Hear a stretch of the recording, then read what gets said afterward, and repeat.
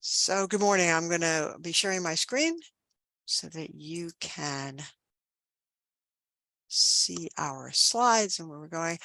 Want to welcome you to the third annual Research and Scholarship at Mason Orientation and Refresher. We had the good fortune of starting this a couple of years ago and have maintained this. It is, as I think you saw in the email, geared towards new and early career faculty, but certainly not exclusive to new and early career faculty. So we welcome everyone today. I'm going to do just a little bit of housekeeping before we get started. To ask that you mute yourself upon entry. We will try to keep track of that and mute people if we're hearing background noise. We really love to see your faces, and when we're opening it up for questions, it would be great to turn your video on, but we may have upwards of 70 people or more in the room during the day, and that can really draw on the bandwidth. And so you can keep your video off if you're not speaking, at least initially. Just so folks know, because people often wonder about this, there's two different views, usually in the upper right corner of a screen. There's a speaker view or a gallery view. When we're not sharing a screen, we can have a gallery view. We can see each other to the great extent possible.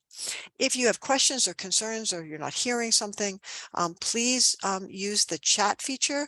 You can also raise your hand. We will be trying to keep track of that. My colleague Leslie Frieden and I will be monitoring this and trying to make sure that we are keeping track of questions as they come up. We are going to leave time at the end of each session so people can ask questions. Certainly we'll also have time at the end. And so we do this in January because we give a very short orientation as part of new faculty orientation in August, but this is a bit of a deeper dive into the Office of Research and the different aspects of the research enterprise here at Mason. And with that, I'd like to introduce Dr. Andre Marshall, the Vice President for Research, Innovation, and Economic Impact, to give us some words of welcome. All right. Thank you so much, Rebecca. It's a pleasure to be here this morning and to address all of you. I'd like to thank my team for putting together such a thoughtful agenda. As I was going through this, I was really looking for things that were missing. And instead, I saw things that I forgot about. So it's really amazing how thoughtful you all are in putting together this for a research community. I also like to thank you participants for taking the time to spend the day here. I absolutely think that it'll be worth your while. Research is something that we prioritize here at Mason. It is one of the main pillars that you will see in the university strategic plan. It's something that the president speaks about all of the time. It's something that you will hear in the description of Mason and who we are in our public-facing documents and branding. We are the largest public research university in Virginia, and we offer everything. We have an expansive landscape of research activities as well as research support systems, and you're going to hear about those today. You're going to hear about our research and how we define ourselves as being transdisciplinary, and how we prioritize co-production and community engagement. You're going to hear about research commercialization today, and you're going to hear about access. So you're going to hear, I've seen the group and the agenda, and you're going to hear all of these words that really define best practices of leading research institutions. I'd like to remind you that we are a university, as you well know, that puts students first and prioritizes access. And I think you also will see that as a theme as you connect with colleagues and as you learn the research culture here at Mason.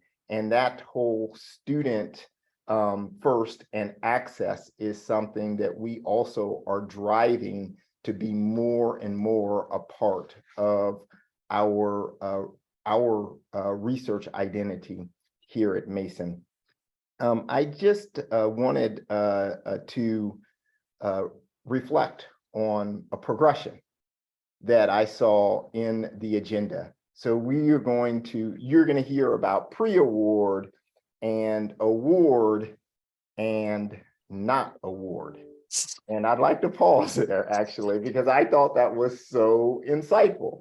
Because as I looked at that last element, the not awarded element, I realized that I spent most of my academic career focusing on repurposing non-awarded proposals and non-awarded initiatives. And that's so insightful that we have that. And whether it is your research or even potentially your commercial activities or even your community engagement activities, just this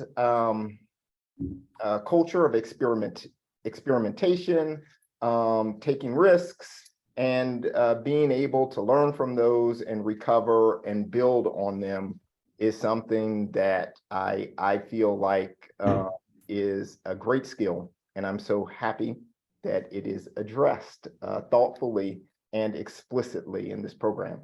So again, welcome to our research ecosystem here at Mason. I wish you great success, and I am certain that you are going to learn something, whether it in today's program, whether it is content or whether it is it's expanding your network or learning the support systems and the players in those support systems that are here to make you successful. So thank you so much, Rebecca, and I'll turn the floor back over to you. Thank you so much, Andre. And with that, I'm going to talk a little bit about the agenda for today to just set the stage for you all. And I realize I didn't introduce myself. I am Rebecca Hirsch. I'm the Associate Vice President for Research and Innovation in the Office of Research, Innovation, and Economic Impact. And I too spent the vast majority of my career prior to coming to Mason. I came to Mason 5 years ago. I was a soft money funded researcher for 30 years. And most of that time was repurposing and resubmitting and thinking through the comments that I received on the proposals that did not get funded.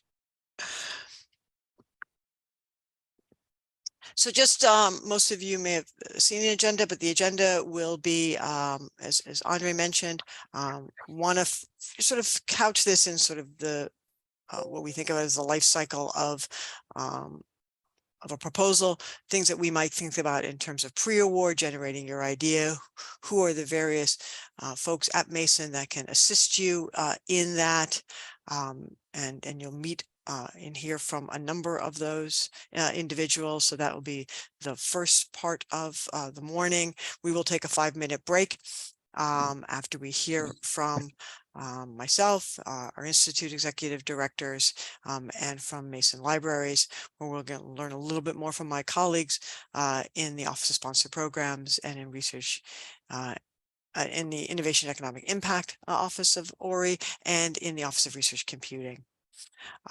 We will also then hear from our colleagues in the offices of undergraduate and graduate education and learning about working with students and including students as part of your research.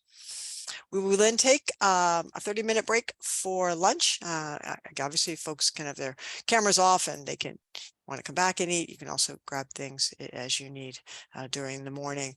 We'll spend the afternoon talking about what happens when you get an award, again, from our colleagues in the Office of Sponsored Programs and the Office of Research Integrity and Assurance.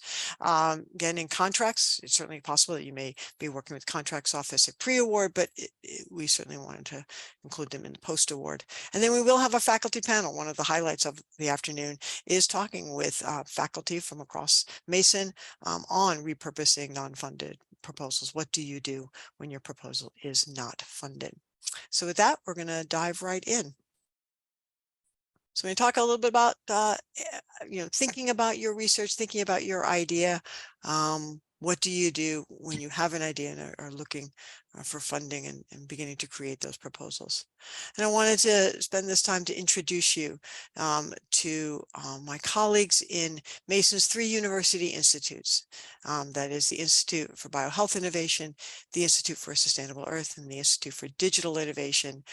These are the institutes that are young, and in many ways, the oldest of which started in 2015, 2016, and the most recent of which really was stood up in 2019, 2020. Our research institutes are really networks of organizations. As you think about universities, what we often think about is that they're siloed. People are faculty are in colleges and in departments and in individual classrooms, and it's hard to find colleagues that are working with you on areas and topic areas. And these 3 areas, biohealth, sustainability, and digital innovation, are areas of particular strengths at Mason's and huge opportunities for growth. And we know that at Mason, we are committed to producing research of consequence, ensuring that translational research into solutions that really deepen the impact of Mason's scholarship, research and creative activity on the society and the planet.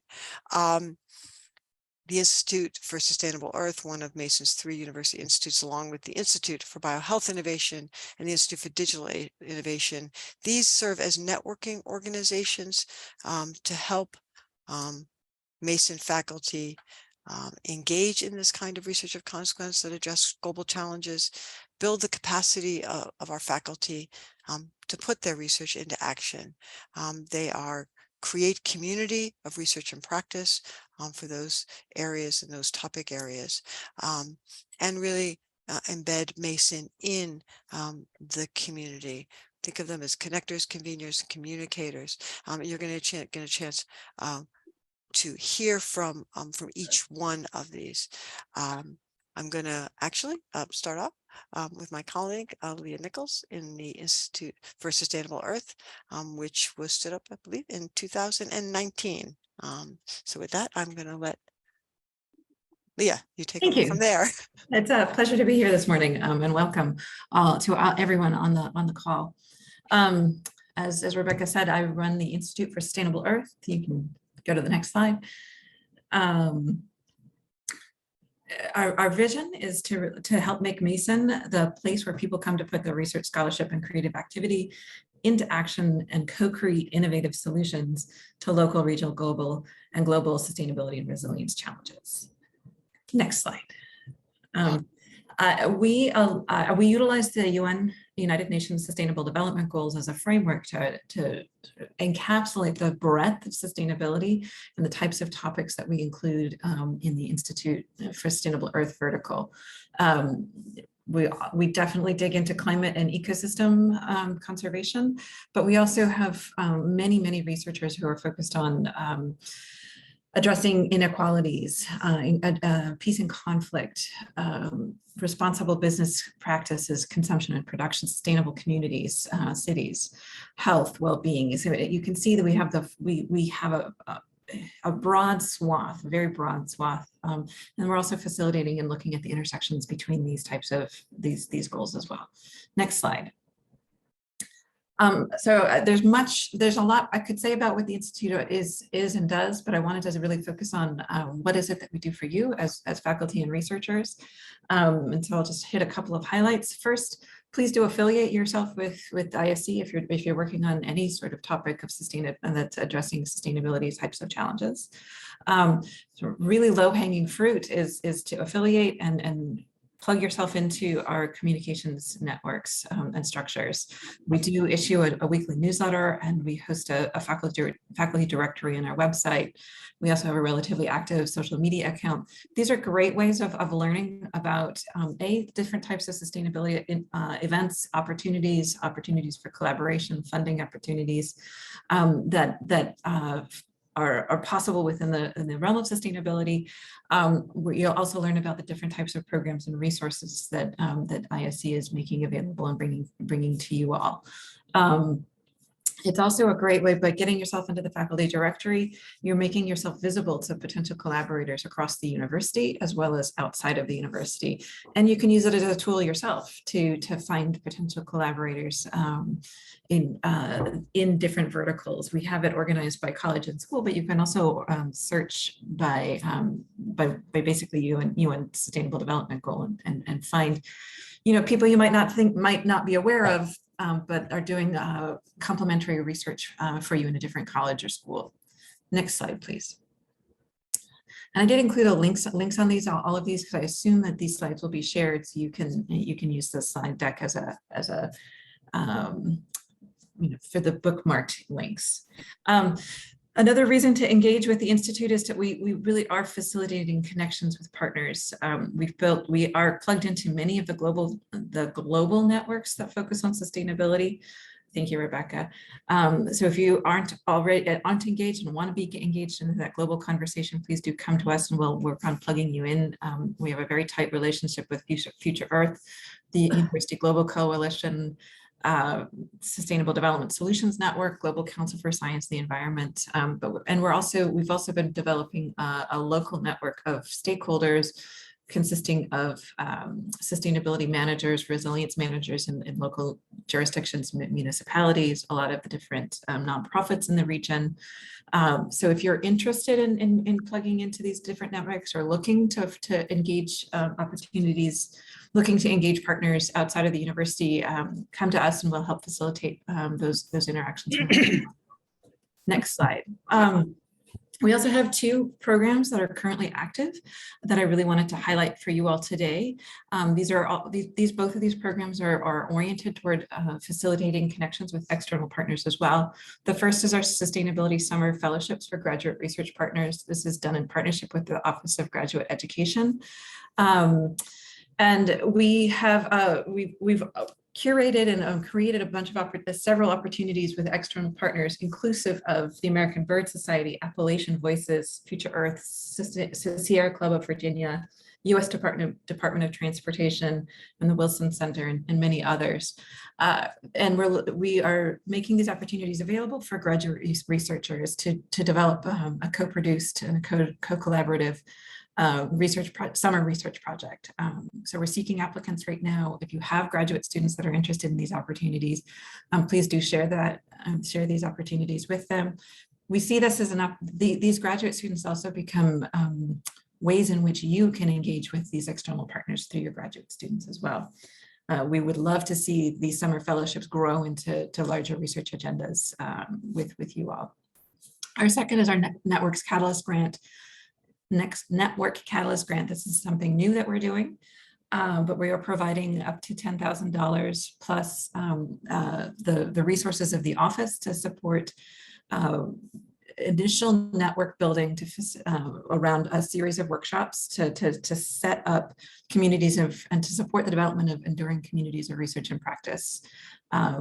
So please take a look. We'll provide up to $10,000 and support the development of a series of workshops that really bring together colleagues across the university and our external partners and focusing on research development opportunities.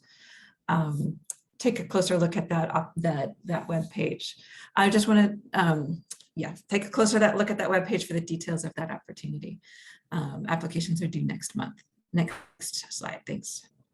I just wanted to highlight a couple of initiatives that we have underway where we're supporting the development of communities of research and practice with various faculty around the university. The Virginia Climate Center recently received a substantial amount of funding to pilot the development of an extension service for climate information in Virginia. This is just getting going. So if you're working on climate research and are interested, reach out and I'll help plug you into that effort. Similarly, we have a group of faculty who are working on developing a larger collaborative research agenda around human rights and global justice, water research in the region, research in the Amazon, and then we also have an effort focused on supporting environmental mapping resilience planning among indigenous tribes, indigenous nations in Virginia as well. If you're interested in any of these, again, reach out and we'll plug you into the emerging teams that are developing in these areas. Next slide. I wanted to highlight another sort of hyperlocal opportunity for engaging in research and practice, a community of research and practice. That's the Mason Sustainability Council. We have a close partnership with the Office of Sustainability, where we're, sorry, next slide. Nope, there, okay. Where we're creating opportunities for faculty and students to get engaged in efforts to support the improvement of sustainability metrics here on Mason, in the Mason community and campus. I'll talk about the Living Lab in just a second, but we have a very active circular economy and zero waste task force. We also have a climate action, energy efficiency, resilience planning activity going on. We're just now starting to set up a task force around flora, fauna, and food, which is looking at the relationship of our sustainability grounds care and food security in the intersection, and supporting food security in, no worries, Rebecca, on campus. And we're developing a sustainability solutions framework. So next slide. There you go. This program will be coming online this spring, but we've developed a program that's called what we're calling Mason as a Living Lab, where we're supporting the utilization of campus grounds and infrastructure for research purposes. So we have a tight, as I said, a close relationship with facilities and the Office of Sustainability, so that we can streamline the decision making. If you have research that you'd like to utilize campus buildings, campus ecosystems, campus infrastructure, transportation, those sorts of things. If you have research interest and you want to be engaging with facilities, we've streamlined that process. So please engage with us in the Living Lab. We're also facilitating communication with all stakeholders so that you're not hitting road bumps and blocks along the way. We're in this lab will also support, we've created a data repository. So data that you're collecting about the campus can be shared with decision makers, and vice versa. If you're looking to get, say, energy efficiency or energy usage in the buildings, that can become available. I've put our primary contact here. If you're interested in reaching out to her right now, please do. We have a soft launch. It's in the middle of a soft launch, so we're running pilots through the program right now, but look for a broader announcement soon.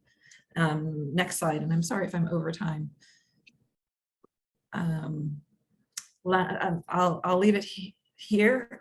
Please do engage and reach out. I look forward to learning more about your research, and I'll hand it off to IDEA. So thank you so much, Leah. Again, we'll always catch up. So we're good. Thank you so much. As I said to everybody in the chat, we are both recording this, and we'll make the slides available. With that, I'd like to introduce my colleagues, Amarta Shehu and Cami Singera, to talk about the Institute for Digital Innovation. Hi, good morning, everyone. It's a pleasure to be here. Cami and I are going to present to you a little bit on the Institute for Digital Innovation, IDIA. The building that you see on the right here under that green transparent forefront here is the Fuse building in the Arlington campus in Mason Square. And I just wanted to lead by saying that IDIA is playing a central role in the programming and activation of Mason Square and the Fuse building. And there will be a lot of very interesting initiatives coming out, connecting IDIA more tightly to Mason Square and the Arlington campus. IDIA, I think, as Rebecca mentioned, is one of the 3 institutes. It's the youngest institute. It was established in August 2020. And as you will see on the next slide, it represents George Mason University's commitment to shaping the future of our digital society. Its goal is to use digital innovation to really promote equality, well-being, security, and prosperity for all. And the Institute has a very broad portfolio in terms of digital innovation research, scholarship, workforce development, and it spans all the way from basic research, the development of novel algorithms, techniques, technologies, to use-inspired research, to putting these technologies in real systems and deploying these systems in the field, if you will, to advance important problems for our society, advance very diverse fields, anywhere from national security to education, social justice, finance, and more, all the while engaging in really deep, critical, reflective thinking about the implications of digital innovation for our digital society. So the Institute is ramping up a lot of activities and programs to instigate, catalyze, and incubate convergent research and scholarship. And our goal is to really build and scale digital innovation communities here at Mason. We think very hardly about how to bring together faculty, other researchers and students here at Mason with our external partners across the rich ecosystem that we have here in Northern Virginia of industry, nonprofit, and government entities, and even beyond Northern Virginia. So I'm going to give you sort of some highlights of activities and programs in the next few slides, and then Kemi will take over in the remaining 5 minutes. So at a very high level, at a macroscopic level, we are very deliberate about how we bring you together to allow you to generate your ideas as part of a community of faculty or a community of researchers. So we very deliberately build transdisciplinary research communities. And I'm giving you 2 examples. In 2021, Kemi organized the IDIA Interdisciplinary Research Computing Symposium. There were more than 100 of you that came together and gave lightning talks, presented posters, and networked. And there were teams of faculty going out of this interdisciplinary symposium. Many of these faculty were able to build common shared research agendas, write proposals, and get very interesting work going. We leverage synergies across campus, and this year what we're doing is having a very specific thematic focus. So we're running a symposium again, but this year on February 3rd, we're running the AI Innovation Symposium. If you haven't registered for it, please do. If you don't know where to look for it, please email Kemi or me, and we're happy to follow up with details. The symposium will be a working symposium. The idea is not only for you to find your partners across campus, but to build communities, to build teams of faculty that identify around common interests, shared goals, and complementary research. And there will be very interesting teams we anticipate that will go out on AI for health or AI for equity, AI for good, and so on. And these, we hope, will emerge organically at the symposium as we provide you with a venue to do so. We also work at a microscopic level. We very specifically, as you will see in the next slide, team up with faculty. We make it really a mission to know every faculty that joins Mason, what it is that they work on, what it is that they want to work on in order to instigate research to help you generate your idea. So we engage in targeted strategic capability development. These are, in some sense, more organized play dates, if you will. We recognize which technologies are on the cusp, or which capabilities are on the cusp here at Mason, and which faculty can really stretch in their expertise and portfolio, which faculty can complement one another in order to drive a specific capability here at Mason. We have organized these activities, for instance, around language tech, around quantum ready workforce, and we're building more teams of faculty that can embark and can really make Mason known for certain technologies of the future. We partner very closely with you to conceptualize ideas. We're your sounding board. We help you to find partners to build the larger teams. We partner with you to assist you if you need us on writing white papers, even proposals, and in any way that we can help you embark on larger research agendas. We have a very specific activity that we carry out. We started it, we debuted in fall 2023, the IDIA Connect series, through which we bring partners on campus in order to help you find partners outside Mason. We bring industry, so we brought, for instance, Figure 8 Federal in fall 2022. We bring the federal government. We brought ODNI here on campus around language tech, also in fall 2022, and we're bringing more partners across the federal government and across the industry here in order for you to understand what it is that they need and for them to understand what it is that you offer. in some sense, sort of matchmaking. These are activities at a high level. Before I hand it over to Kemi, I just wanted to add that we are here for you. If you have an idea or a question, or you're looking for a very specific partner, we are very accessible and really very excited and motivated to help you generate your idea and then carry it out. Kemi? Thank you so much, Martha. Kemi Singh, I'm the Executive Director of IDIA.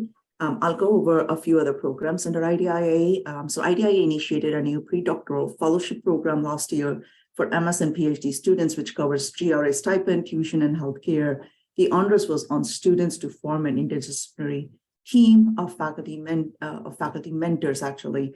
Even though the opportunity was primarily promoted to students, we did outreach to faculty. So we do rely and depend on you for that outreach. So, and then the faculty members encourage students to apply. Our first cohort is on the screen.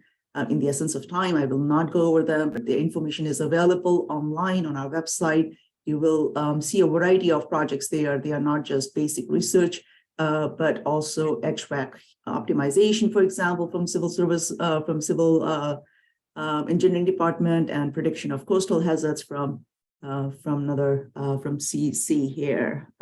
Next slide, please.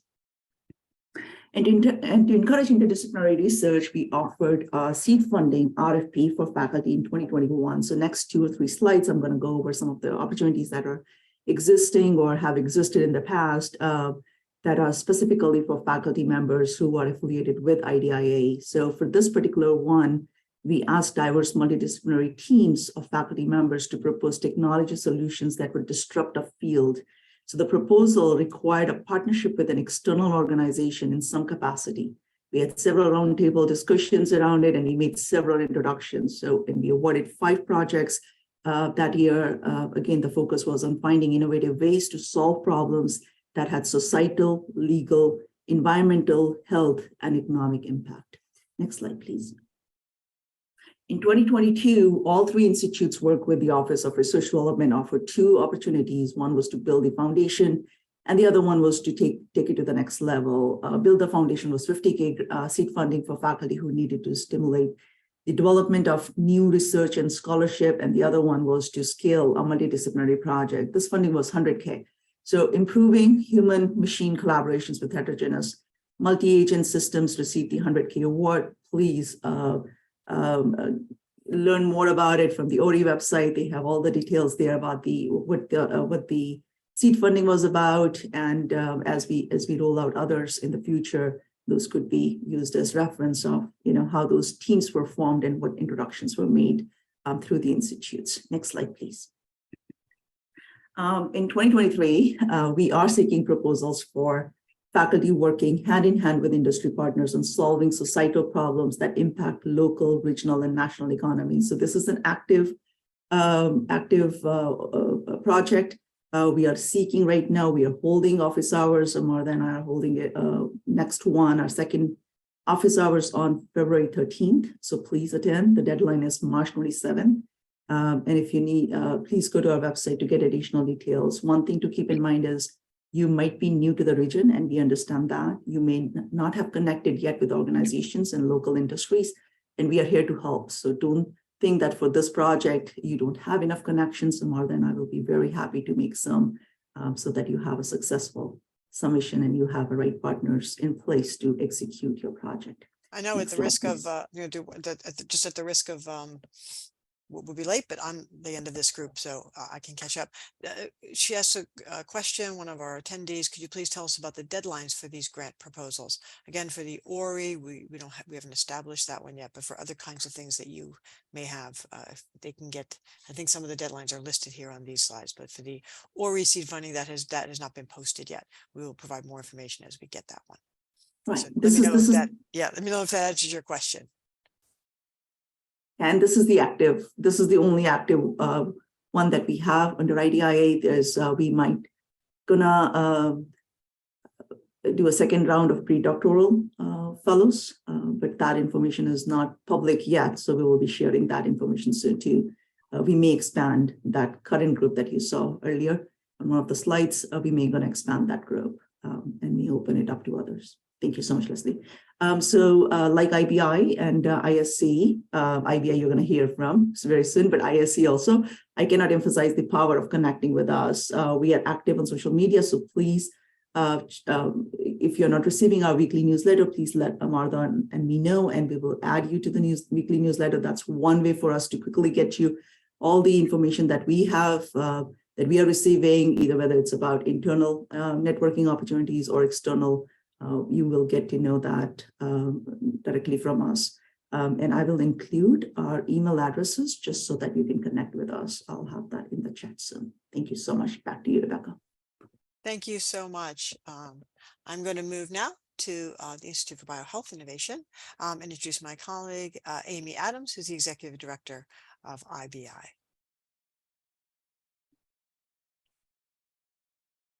So Amy, are you here? Just looking for. Thank you. Sorry, there you forgot to unmute. I apologize. All good. Thank you so much, Rebecca. And it's such a pleasure to speak with all of you this morning. I'm going to be brief. If you want to move to the next slide, and hopefully in being brief, you'll still understand really the depth of the Institute for Biohealth Innovation and how it's here to support you. Andre made a really great point about having so many support systems at Mason, and I do consider the Institute for Biohealth Innovation and the other two institutes you just heard about as being one of those support systems. Through the Institute for Biohealth Innovation, we are here to support you so that you can be successful at your research, for Mason to be able to grow our biohealth portfolio and be recognized globally for the really amazing biohealth research that happens at our institution. And finally, being able to grow the life science ecosystem across the state of Virginia and the biohealth capital region, which is all of Maryland, DC, and Virginia. So when you look at the Institute for Biohealth Innovation, and we've taken a really deep dive to understand what is the research activities happening here, we could break it up into 6 main pillar areas, with digital innovation and health equity really intersecting all 6. And those are here on the screen. I'm not going to repeat them because you can see them, but this is actually a snapshot from our website. So I invite you to go there to learn more about it. What we are doing with my colleague, Katie Maney, and my other colleagues across the Institute is building out content so you can understand in each one of these areas what is happening. So the sub categories within these areas, the ones that are online now are infectious diseases and brain and behavior. If you go there and you see that your research is not highlighted or you're not listed and you have research in one of those areas, please let us know. This is not a static website, but one that will continue to grow and evolve as our research portfolio does. Through the Institute, we have about 300 faculty researchers across George Mason University. And as you can see on the left, that's faculty from 8 different colleges at our institution. Next slide, please. So I wanted to give you really a high level understanding of ways to engage. And just remember, this is the beginning because having those one-on-one conversations with you where we can learn about your research and discuss where the Institute can help to serve your needs is really the sweet spot and really what we aim to do. What I like to say is if I don't know about your research, I can't talk about it. So or think about how it might fit into different funding opportunities or collaborative opportunities, et cetera. So I really do want to get to know you and understand what you're doing. So please do make that an immediate priority. You'll see contact information at the end and would love to set up those conversations. I'm also very happy to come and talk at departmental meetings, et cetera. So to discuss some of those high-level resources and opportunities, infrastructure, where I think the Institute can really add value for you as a researcher at this institution, as my colleagues had just discussed, right? Being able to make those warm introductions and providing facilitated discussions with both internal faculty across Mason, but also with external collaborators. I've been in the region for quite some time and doing this, so have a pretty broad network. And if I don't know them, my partners across the state and region usually do. So if you have a gap and you're looking to fill that, let me know so that we can help to make those introductions. Also, Through the Institute for Biohealth Innovation, you have free, and let me repeat, free access to the Conafe Group, which is a research development firm that provides one-on-one support for faculty in building competitive proposals. They are not grant writers. However, you want to engage them early. So number one, they understand what you do and can identify potential opportunities for funding for you, and being able to, see that specific aims page, being able to understand what you're doing, provide really deep review of proposals so that they become more competitive. Now, these are folks that have been program directors that have a scientific background, and the reason we chose them is the breadth across the NIH, the DoD, and also different domains within biohealth. So it's a very large team exclusively focused in the biohealth space. If you're interested, again, reach out to me and I can make that connection to get you that support. Also, we purchase memberships to different organizations, Virginia Bio being one, and you'll learn about why there's a value add there, but also to consortiums where you can apply for funding. Those are also listed on our website. The Medical Technology Enterprise Consortium is one of them. These organizations are getting grant funding through OTAs from the federal government, so only members can apply for those grant opportunities. I'm very proud to say that in the next week, you will see a news release of a funding, $3.1 million funded grant through this particular consortium. Also, we have several networking opportunities at Mason in the region, et cetera, and would love for you to be able to engage in that. Again, that natural opportunity to meet partners and be connected to those. Broader dissemination, right? Again, we want Mason to be recognized for biohealth. So being able to share your research on our social media accounts, in conversation, et cetera, so that there's that broader recognition of the great work that you are doing. Next slide, please. All right, so I had mentioned in this last slide that they're to access to core facilities. So the Institute for Biohealth Innovation is responsible for overseeing 3 university level core facilities that we want to be able to support your research. And so one is our regional biocontainment lab on the left. This is on the SciTech campus, and it is focused in infectious diseases.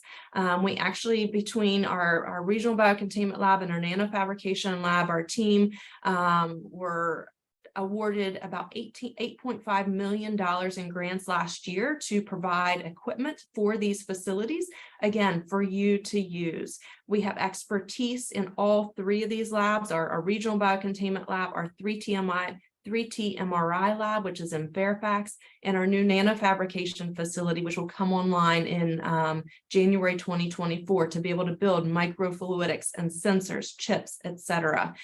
We are teamed with the expertise to be able to help you, whether that's from envisioning what your research is, or the technical support to be able to do the work, or gaining access and training to be able to do it yourself. So again, very excited to share more about how you can access those core facilities. And again, fabulous team to be able to help you with that. The last 2 notes of infrastructure I will mention is number 1, gaining access to clinical research. So I do a lot of work on the statewide landscape. So we've recently launched the Virginia Coordinated Clinical Research Network as a state, and we actually have Laura D'Antonio there on the left of the picture on the bottom, who is helping to foster partnerships between researchers and clinicians in hospital systems across the state of Virginia. This is always a stopgap in many opportunities to be able to connect with clinicians for research. And even if you had a medical school, right, you're only seeing a particular population. This helps to increase the diversity of populations as well. Another opportunity is our Northern Virginia Bio Hub, which is part of a bigger program called Virginia BioConnect. Through this, we have programming for biotechs and beers, for example. We hold once a month. We have one on January 25th. More online on that if you're interested. It brings together industry, healthcare, the academic community for networking and a Q&A with an expert in the field. We also have, you heard about student opportunities. I'm going to put a a link in the chat here for STEM2VA. This is a statewide internship program, paid $5,000 stipends for undergraduate and graduate students in the summer to work with a life science industry partner anywhere across the state for the summer. The applications are due February 10th. There will be an email going out about this as well, and it's on social media, but invite you to share that information with your students. I hope this gives you a flavor for some of the things that we are doing in biohealth. Next slide, Rebecca. And really what I'll leave you with is, I love this phrase, right? Do what you love what you do. We love in the Institute, our entire team, we have a team of 26 to support you in being successful in your research.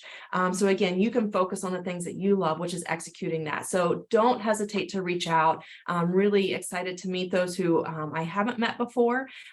Please follow us on our LinkedIn accounts. That helps you keep abreast of different activities, different news that's happening. And I've included my email. Really, again, looking forward to meet you. Thank you so much, Amy. As I said, we will catch up because I get full control since I'm the next person that is facilitating this. I'm going to give you just a very, very quick introduction to the Associate Deans for Research. And by introduction, I mean, we've got pictures of them on the slides. These are the individuals in your individual colleges. They go by various titles: Associate Dean for Research, Assistant Dean for Research. But they are the folks that are in your colleges, folks that know your research the best. I'm not going to read this slide to you, but these are the different things that the ADRs can do within each of your colleges. Please do reach out. We'll hear from our colleagues in the Office of Sponsored Programs in a little while, talking about research administrators that are also in the colleges.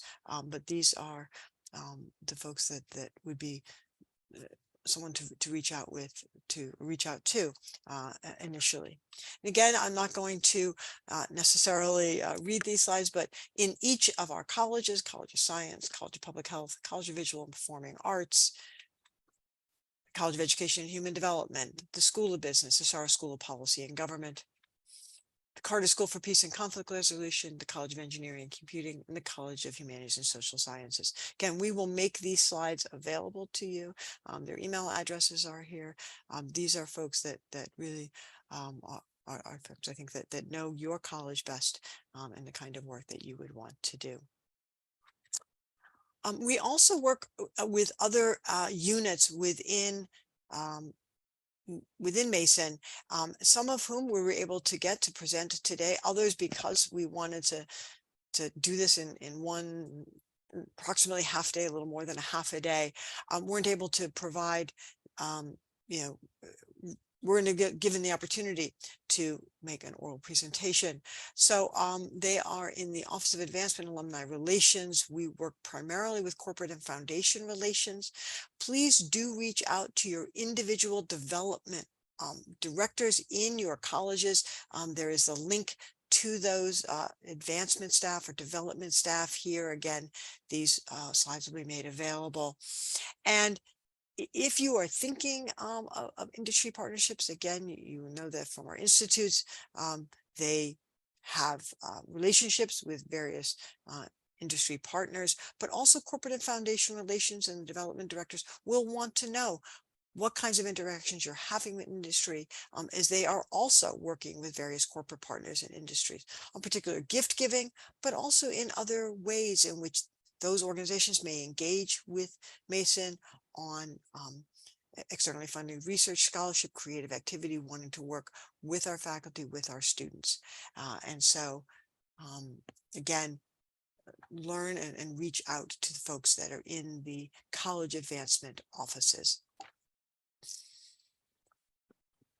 So I'm going to talk a little bit about the Sponsored Programs Information Network. SPIN is the program that we have at Mason that can help faculty identify research opportunities for their research scholarship and creative, or funding opportunities for their research scholarship and creative activity. So it is a program that is free to any Mason staff member, faculty, student, anybody at Mason can access the Sponsored Programs Information Network. It provides information about 40,000 opportunities across all kinds of sponsors, many federal, but often state, smaller foundation, individual kinds of awards that are given. There's different ways to use it, relatively intuitive to use, but I'm going to walk through a little bit of that with you now. In addition, there is the foundation directory online for more foundation kinds of opportunities. Again, getting to know, we'll talk a little bit about this as well, getting to know the types of organizations that fund the type of research scholarship and creative work you want to do is one of the best ways to have your the work that you want to do funded. Learn about those funding organizations, contact those funding organizations, get on those funding organizations newsletters or emails so that you're receiving information directly from them. This is one of the tools that you can use. We'll talk a little bit about SPIN, but it's also really good for you to do a little bit of work in terms of who funds the type of research scholarship and creative work that you want to engage in. So I'm going to take a very quick overview of SPIN and how to create a profile and conduct a text search. We have in the past also coordinated coordinated some training done by our account manager. You can do it with smaller groups of about 20, but we want to try to coordinate that. He tries to do about one, I think, a semester or so. So if you have some interest in that, do let me know if there's a department or something that would like that. But a lot of the information I'll provide here is available through SPIN. There's tutorials in SPIN in the program itself. And so you may not need additional training. So if you are on a Mason connected computer, that is you've logged in by the VPN, or you're at a Mason on Mason office or grounds, then you can access SPIN. You can access SPIN and use SPIN without ever creating a profile. There are added benefits to creating a profile, and I wanted to at least let you know what those benefits are and how you can create a profile. So when you go into SPIN, you'll see in the upper left-hand corner, it says sign in. George Mason University should be at the top when you're logging in from a Mason connected computer. You'll be asked to log in with your username and password. But if you need to create a profile, on the lower sort of left-hand side, not even lower, the left-hand side, this is very bottom here in tiny, tiny print. It says create a new profile. And so you would do that. There's the profile request at the bottom here. You will submit that. That will actually come to me. I will immediately approve that. And then once approved, you'll get an email from SPIN asking you to change or create the password for your profile. In addition, if you create a profile, I then know who has a profile at Mason, and I can send you additional materials in terms of how you would go about doing a text search, or where the tutorials are, or how you can save your smart alert. As I said, one of the things that is true about creating a profile is that if you find a search or search terms that you are getting some good information about, you can then save that, create what's called a smart alert, and it will automatically send you information every time a new opportunity is posted that that meets your criteria. Go back a little bit. So this is what happens when you want to do a text search. So you've logged in. This is the first thing you see. I typically do you'll see here that there are different types of searches. I typically do a standard text search, which is I text some keywords in this search box. Please don't hit this button, the clear button, which is the button I always hit first, but do locate funding. So you'll put in things like one of the ones that is in the area of research I worked in with substance use or substance use prevention. I might put that in there. And then as you see down here, I did substance use, click locate funding, and you will receive information on a whole variety of funding opportunities, some of which have a deadline, some of which are just continuing submission. I may find one that's particularly of interest to me, this notice of interest, or another one that I might be interested in, but whose date has passed. But at least I know that I am getting the kind of feedback back on grant notices that I'm expecting. And so again, I might do a smart alert on this substance use. When I did substance use, these are really just a snapshot of the 397 opportunities that were identified. So sometimes you may want to narrow your search in some way. I tend to be more broad and spend some time going down a rabbit hole into these searches or into the different results that I receive. If you click on a particular spin opportunity, you will get more information about that opportunity. So you'll get the deadline, the funding level. Often you'll see something about the eligibility. There will also be links directly to the opportunity. This is a summary that Spin produces. It is not the whole truth. And so we do ask that you look into the funding opportunity. For every funding opportunity, the institution instructions include my name and actually my old title, because I was the person and remain the person who is the primary Spin liaison. I am not the person that you would contact about a particular funding opportunity. Really click into this URL and learn more about the funding opportunity, and then you will get contact information about those folks. So don't contact me unless you hear something where it looks like it's a limited submission opportunity. Actually, my colleague Sheila Davis is the person to contact about that. There are ways that you can filter. So you can filter, you want to make sure that you get everything in which an institution of higher education is allowed to submit. So you can filter, you may not want somewhere only an individual can submit, because that's not the kind of thing that necessarily Mason would support. Again, I tend to have very few filters on because I want to get the greatest possible results back. I do want to say one more thing regarding limited submission opportunities.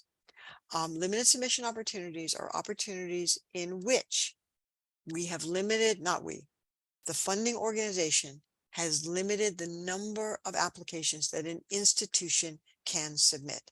There is some language in there that says an institution can submit only one or only two, or anything after the first one will be discarded. That is managed by our Research Development Services Office, one of the offices in the Research and Innovation Initiatives Office. We identify those limited submission opportunities to the great extent possible. We evaluate and determine whether or not there is broad interest and whether or not it should be disseminated. We send out a weekly posting of new opportunities, and there's information about how you can learn about those, how you can apply for those, which ones we will need to hold an internal competition or an internal review of proposals for. We then coordinate with the Office of Sponsored Programs and the VPR's office to indicate which faculty member is approved to move forward. And we learn a little bit about RAMP, which is the system we use to submit applications. There is a caveat in there about limited submission opportunities. The limited submission opportunities are also, the description of that is also on the Research Development listserv. Again, Sheila Davis is the person who is responsible for that. if you come across a limited submission opportunity or something that sounds like a limited submission opportunity that is not posted, please let us know as soon as you come across that. Please let Sheila Davis know about that, so that we can determine whether or not it needs to be posted, or whether or not you'll be approved to move forward because there's simply not enough time and we have not posted it yet. So we will work with you on that, but please do let us know. With that, I've almost caught us up, I think. I do want to introduce my colleague, Margaret Calkins, from the university libraries, to talk a little bit about the library resources. We have tremendous library resources, and I'm excited to have the libraries have the opportunity to present the work that they do. Thank you for that introduction, Rebecca. Morning, everyone. Again, my name is Margaret Calkins. I'm the Physical Sciences and STEM Data Librarian. So as the Physical Science Librarian, I'm the subject librarian for several departments in the College of Science. And then as the STEM Data Librarian, I assist my colleague, Wendy Mann, who's the director of the Digital Scholarship Center, with research data management support. So I'll be providing a quick overview of the resources and services provided by the libraries to help with writing grant proposals, funded research, and each of the slides will have detailed information, URLs for you to refer to later on. Just go back to the first slide for a second, Rebecca. I just want to show the email address for the Digital Scholarship Center. So if you have any questions, please feel free to go to datahelp@gmu.edu. All right, thank you. Next slide, please.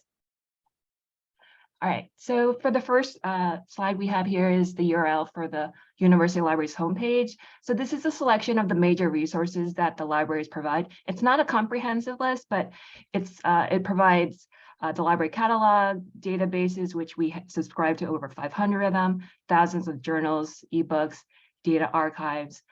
The list goes on, but I just want to give you the URL for the library's website.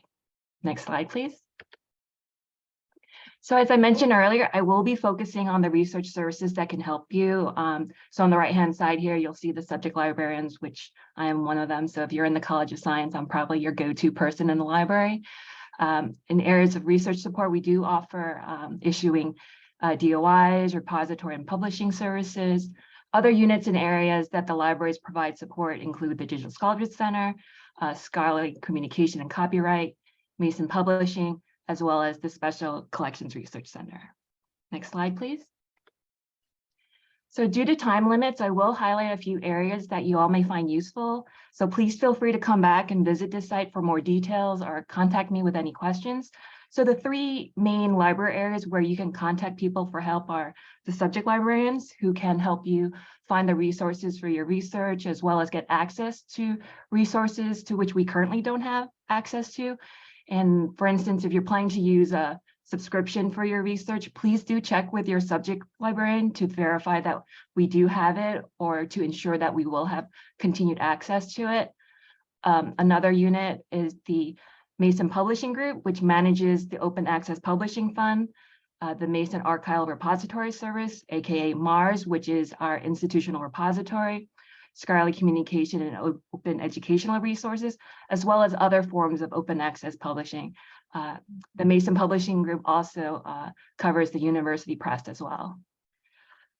Then with the Digital Scholarship Center, we support digital research methods, and most of the work is with data, but we can also help out with questions about writing data management plans, research data management in general, archiving in our institutional Dataverse, or helping you to locate an appropriate repository for sharing your research. We also offer workshops for classes and research groups on various software, such as statistical software and data. Next slide, please. In regards to digital repository services, so we do offer these services for George Mason researchers to share their research openly for the long term. So by using the library's repositories, it makes Mason research more accessible, easily findable, and it includes works of George Mason scholarships such as articles, books, theses, dissertation, and data. And we provide a few ways to share this open access research through MARS and Dataverse. But in addition, if MARS or Dataverse isn't right for your needs, we can work with you to help you find the appropriate repository. And we can also help you understand the requirements of funders and help you with questions surrounding describing and managing your information or data. Next slide, please. Okay, so we also have a guide on research data management, and this will highlight on the essentials on research data management, as well as writing data management plans. The link to the DMP tool is available there. There's also examples as well as advice.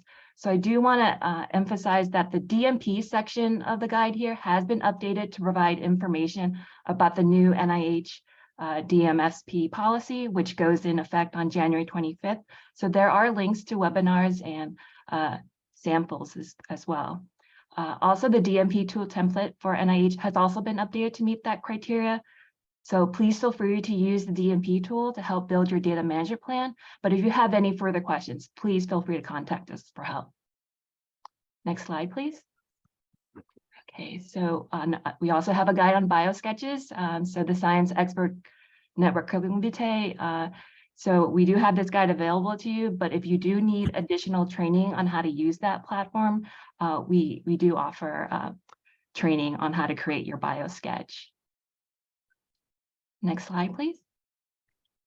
Okay, so with the Open Access Publishing Fund, so this is a Mason Publishing Group program through which Mason libraries offer financial support to eligible members of the Mason community to offset the cost of publishing in scholarly open access journals that charge author fees.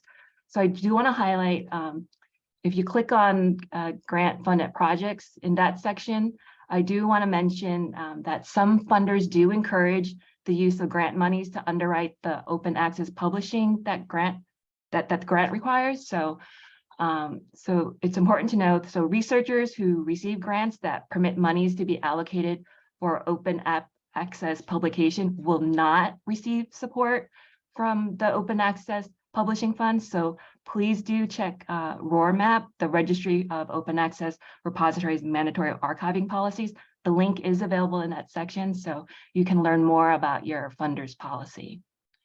More specifically, researchers receiving support from the National Institute of Health, the National Science Foundation, the U.S. Department of Education, as well as the Bill and Melinda Gates Foundation, among others, they're encouraged to use grant monies to underwrite required open access publication of their findings.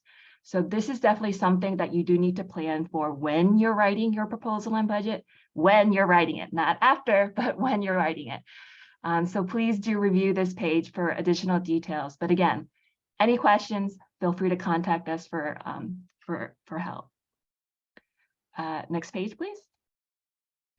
Okay, so in terms of subject librarians, if you don't know who your subject librarian is, please go to this link here. We do specialize in a variety of disciplines, and we can help you find resources that can support your research.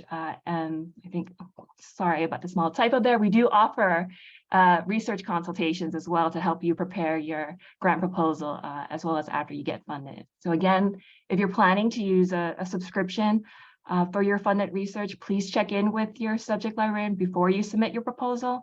We do want to verify that we do have access to it, or to ensure that we have continued access with it. And with budget cuts and all, we do want to make sure that we continue to have access to the resources that you need. And we can definitely work with you to budget for any information resource. We do work with the library's Collection Strategies Office. So we do review the budget every year, and we do modify the subscriptions based on our budget. And we do have to take into consideration the price increases from the publishers and vendors. So it's always hard to finagle money with what you have there. There is one question that somebody asked, because it was a direct question to me, so not in the chat. Can students use these funds? And I'm assuming that regarding these are the open access funds. Is that what you were asking? Right. Yes. Yeah. Mason students are eligible. I'll have to double check, but I'm pretty sure as long as they're affiliated with the faculty member there, I'll probably follow up with you on that. But yeah, basically, if you're affiliated with Mason, you should be A-OK to apply for the Open Access Publishing Fund. I think I do see my colleagues from the Mason Publishing Group here. So if I am wrong, please correct me. Yeah, and you can put answers in the chat. People can to answer directly. Also, if you have any other questions, good. Somebody said yes, that is correct. Also, folks, please do put any questions that you have in the chat. We are monitoring that. All right, thank you Sorry, very Margaret. much. Thank you. No worries. And next slide, please. And finally, here are a few other things you might be interested in. So we do have a membership with OSF Institutions, which is the Open Science Framework, and that platform can help manage your project and data as well as collaborating with others. We also partner with the Office of Research Computing on a membership to the Carpentries. So we do have carpentry instructors on staff in the Office of Research Computing, as well as the Digital Scholarship Center. And we can teach software and data carpentry workshops, focusing on the foundational coding and data science skills. We also have memberships to DataCite, ORCID, the Washington Research Library Consortium, as well as the Virtual Library of Virginia. You know, through these memberships, we have access to additional resources, tools, and services for you. Next slide, please. So here's just the thank you slide for all the units here. The URL is available. Contact information is also available there. Also, feel free to email datahelp@gmu.edu if you have questions later. And thank you for your time, everybody. Thank you so much. There is a question in the chat regarding I think the question about the international students was answered in line in the chat, but is GMU Press based in the libraries? If so, how do we approach those folks regarding publications of our scholarly and expressive works? Well, I already see Emily starting to reply. Okay. Emily would be the appropriate person there, since she's a representative from the Mason Publishing Group. So I will punt that over to Emily. And Emily, you can either answer in the chat, or if you want to turn your mic on, you can certainly answer live.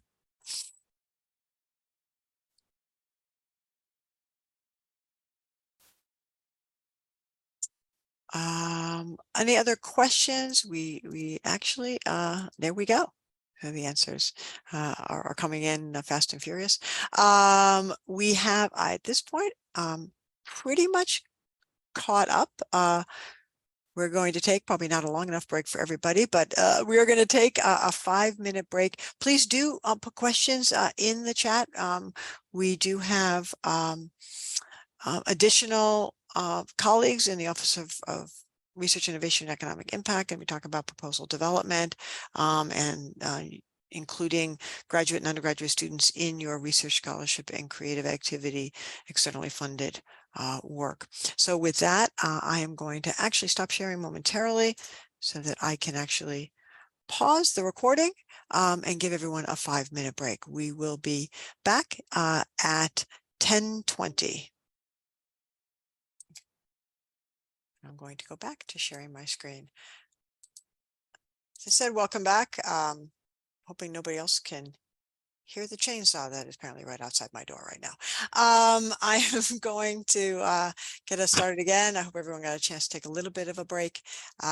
We will have a longer break at, I believe, 11:45.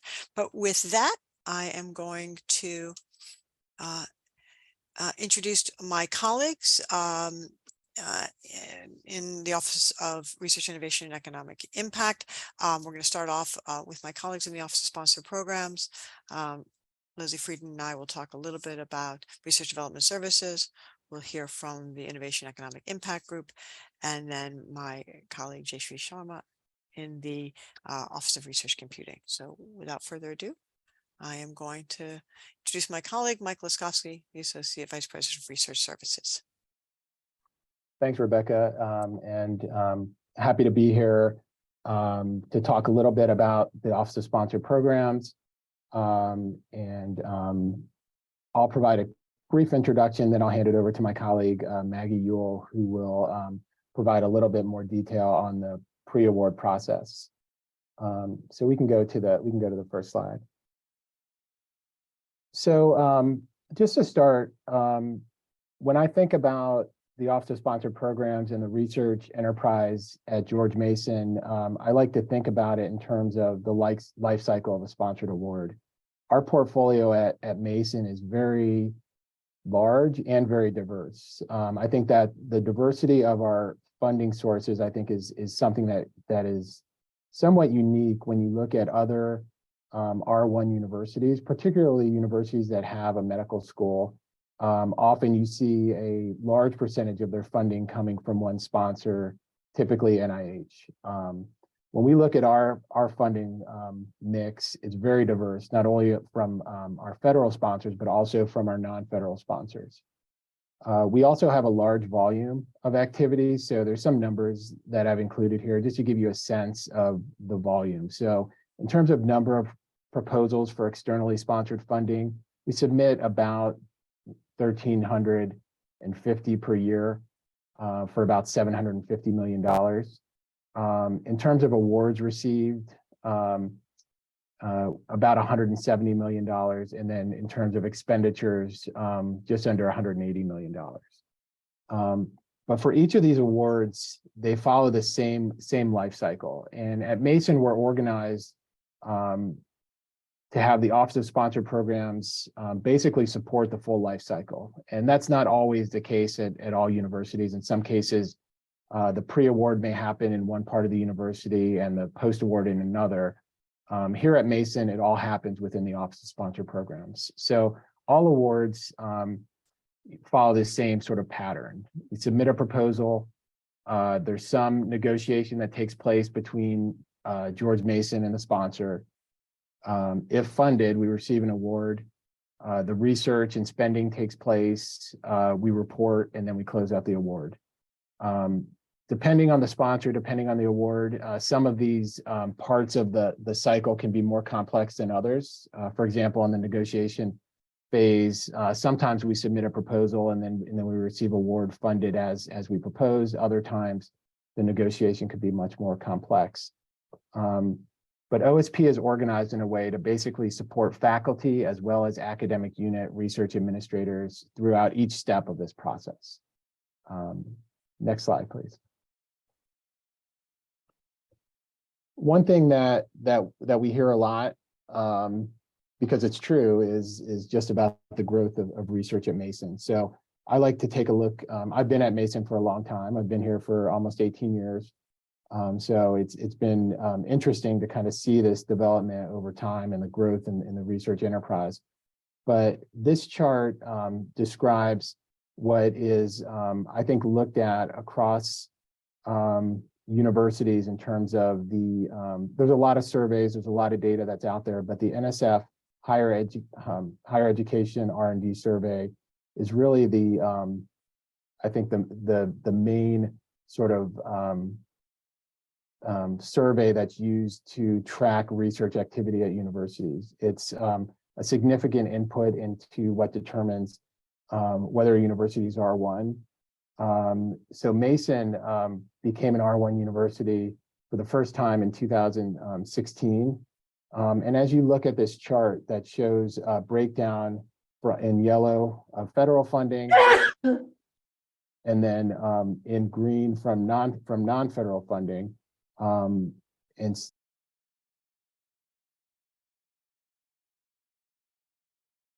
Mike, you need to unmute. Sorry, I think you accidentally muted when we muted everybody. Can you? Thank you. Okay, sorry. Okay, so so not sure when I went on mute, but basically the main point here is in 2016 Mason became an R1 for the first time, and as you can see from this trajectory, from the point we became an R1, we've doubled our research expenditures since that point. So main point is a lot of growth in a very quick time frame. And so we just completed this week, actually, our FY22 submission. And so we reported up from 214 million in FY21, we reported 230 million in FY22. So a lot of growth, and you know, fingers crossed that will continue, and all signs are that that's the case. One of the things that I'll talk about a little bit in a couple slides is just some of the things that we've done in recent years in terms of making sure that our research support and our research infrastructure is keeping pace with this growth and what's expected at an R1 university. Next slide, please.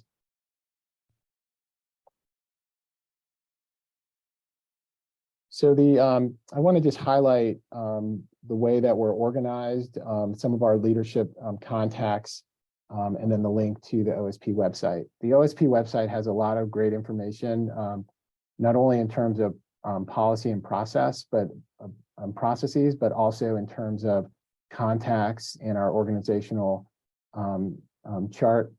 But each of our groups within OSP has a director. I have their names and contact information listed here. So for pre-award, you'll hear from Maggie in a second about the pre-award and the proposal process. But basically, the pre-award encompasses all of our proposal submission process, as well as other interfaces with sponsors throughout the life of the award, whether it's a budget change, PI change, those types of administrative non-financial transactions.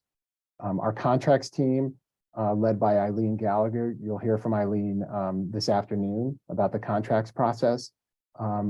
That team basically supports award negotiation, contract negotiation for funded awards, but also for unfunded awards. So often, particularly when we're working with corporate sponsors or other non-federal organizations, we're asked to sign certain types of agreements, whether they're non-disclosure agreements, teaming agreements.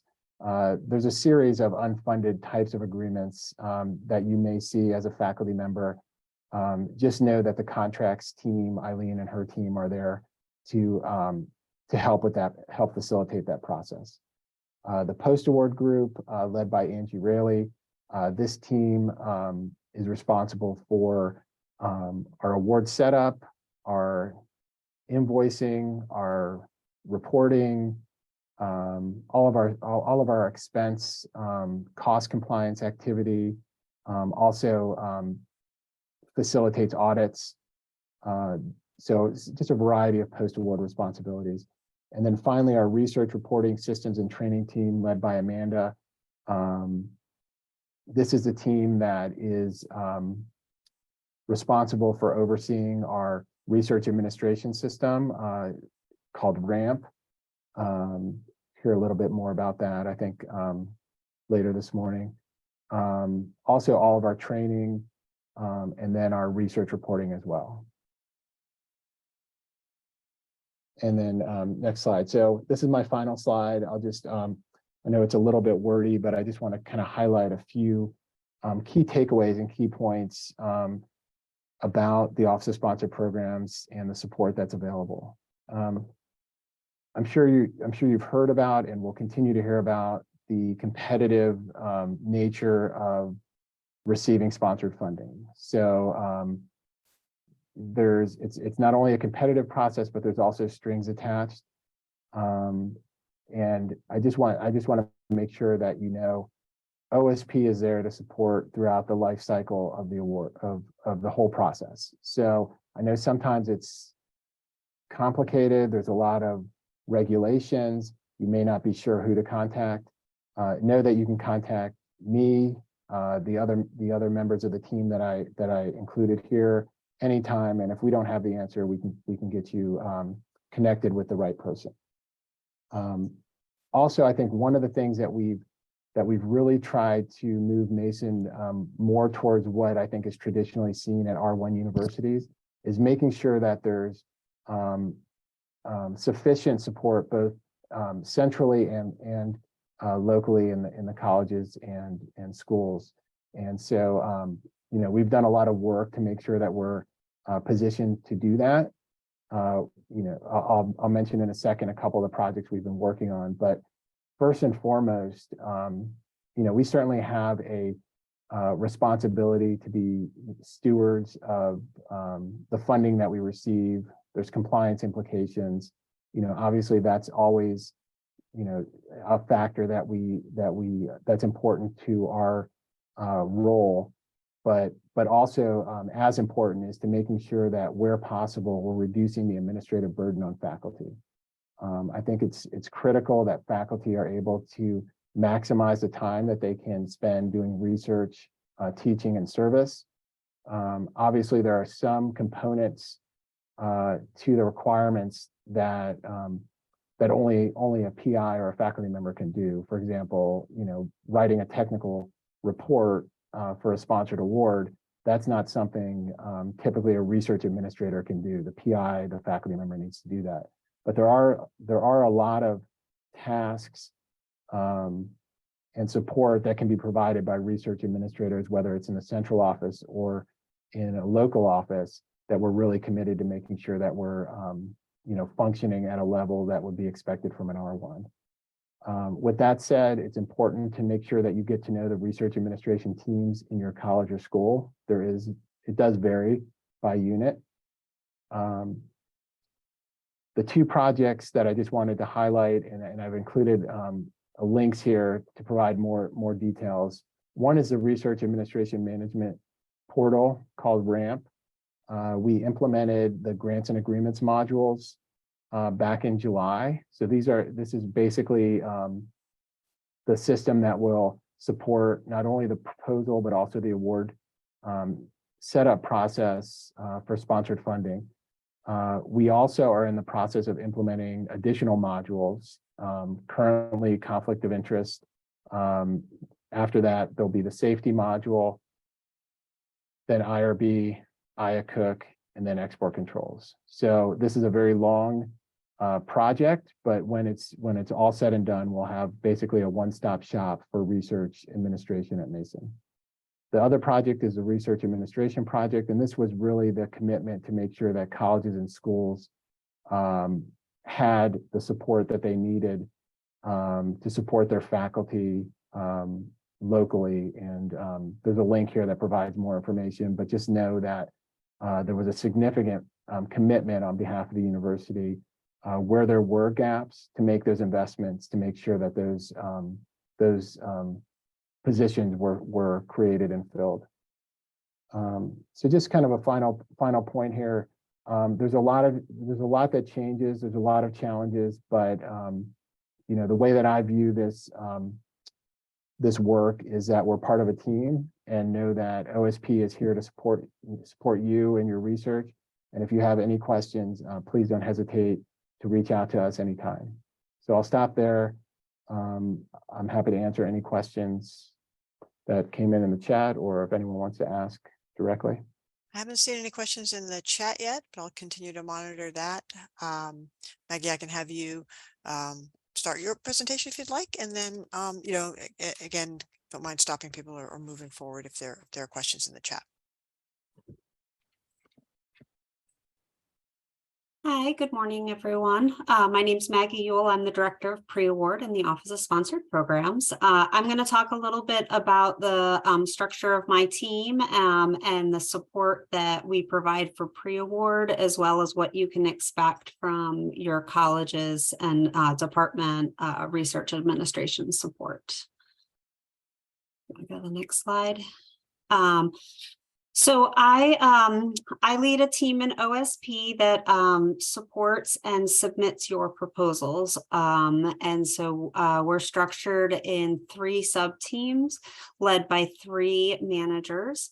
And in front of you, you can see who is the lead depending on which school or academic unit you are in. And so these folks have the expertise and provide reviews, and but the 4 of us do the final approvals for submitting proposals. Next slide. So as Mike mentioned, we had embarked on a research administration project to provide more robust pre-award support for faculty, so you can spend the most time on your research. And the goals of that were to even out the support that was being provided so that it would not differ by college or department, and to reduce burden on faculty, and then also to allow OSP to focus more on compliance rather than research administration functions, and to bring in the right the right folks at the college level to support that research administration function. So we began with pilot phases, and we are almost complete. We have college level pre-award support in place for the schools that are listed on the screen: CEHD, CHAS, College of Public Health, College of Science, Schar, and the Business School. Pre-award support is still being provided by OSP for a number of colleges and programs, and that should continue to be shifting over the next 6 to 12 months. Next slide. So what does the college pre-award support provide you? Those research administrators are going to work with you on budget development, assist putting a budget in place, particularly if there's a sponsored format. As Mike mentioned, we have a grants management system that we call RAMP, and that is how the entire process works. And so the research administrators can help you develop and fill out the RAMP records to ensure that the proposal package is developed. Additionally, there are managers within the colleges who are going to review cost share commitments. They are going to help with preparing indirect cost waivers, developing splits for who shares the indirect costs if you're partnering across colleges or departments. If there are affiliate faculty who want to serve as co-PIs on the project, there's a process to get that approved and such. There's also the Associate Deans of Research in each college, and they have a role in our proposal submission process, particularly if a proposal is not meeting the university's deadlines. They have to approve any submission that falls outside of our deadlines. And then finally, the deans of each college would have to approve any affiliate faculty waiver request to serve as a PI on a project. Next slide. So my team, our job is to perform a detailed compliance review. The way I model the goal of my team is to ensure that your proposal will move forward for technical review without any administrative hurdles. It will get through submission checks as well as that pre-screen that any sponsor agency does. Additionally, we're looking to make sure that your proposal and budget developed meet all of the sponsor, federal, and university guidelines that will ensure not only a solid proposal, but putting us on the good side on post-award for award setup and audit. So we are reviewing those funding opportunity announcements and any of the other sponsor guidelines to ensure that you and your proposal meet all of those specific requirements.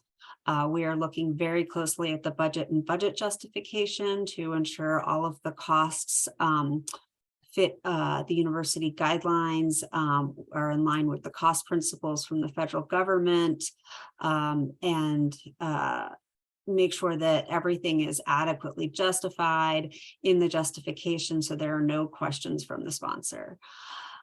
We will obtain any of the needed approvals and signatures. I am the authorized organizational representative. I sign all of the proposals and many of the letters that go along with proposals, including the representations and certifications. Occasionally, a proposal will require a higher level signature, whether that be our vice president of research or provost. Our office will be responsible for going and getting those higher level signatures. We just need additional time. That is not something that we can throw up the day before and get a letter. So we will have to have that proposal package developed and ready at an earlier time. And finally, my team is the final entity that submits all proposals. And then lastly, we do work very closely with your colleges and their pre-award teams. We are a consultative body with the research administrators and the managers. We can help answer questions and provide our expertise. All of my team members are very familiar with different sponsors and requirements. So if you are in the College of Science, Carly and her team have worked for years with College of Science sponsors and are very familiar with the different opportunities and requirements that come. So we can answer many of those questions and provide expertise to you and to the college. Next slide. So just a quick thing on the process, and I tried to put hyperlinks in the slides if those are distributed, but the first step in our process is to create a proposal in our RAMP system. Your college may have its own process for how that will work, whether you request submit a request for assistance, or you start in RAMP and then it gets assigned to them. But I have put a link to how to create a proposal in RAMP. 2 quick keys. One, as soon as you're thinking about applying for an opportunity, start that proposal. We can always void it later, but it really helps us, and it helps your college support team to know in advance that you're working on something and give us time to allocate resources to support you. Finally, a second hint: when you're creating it, you're going to go through a series of smart forms and hit save along the way. You do not need to hit submit at the end.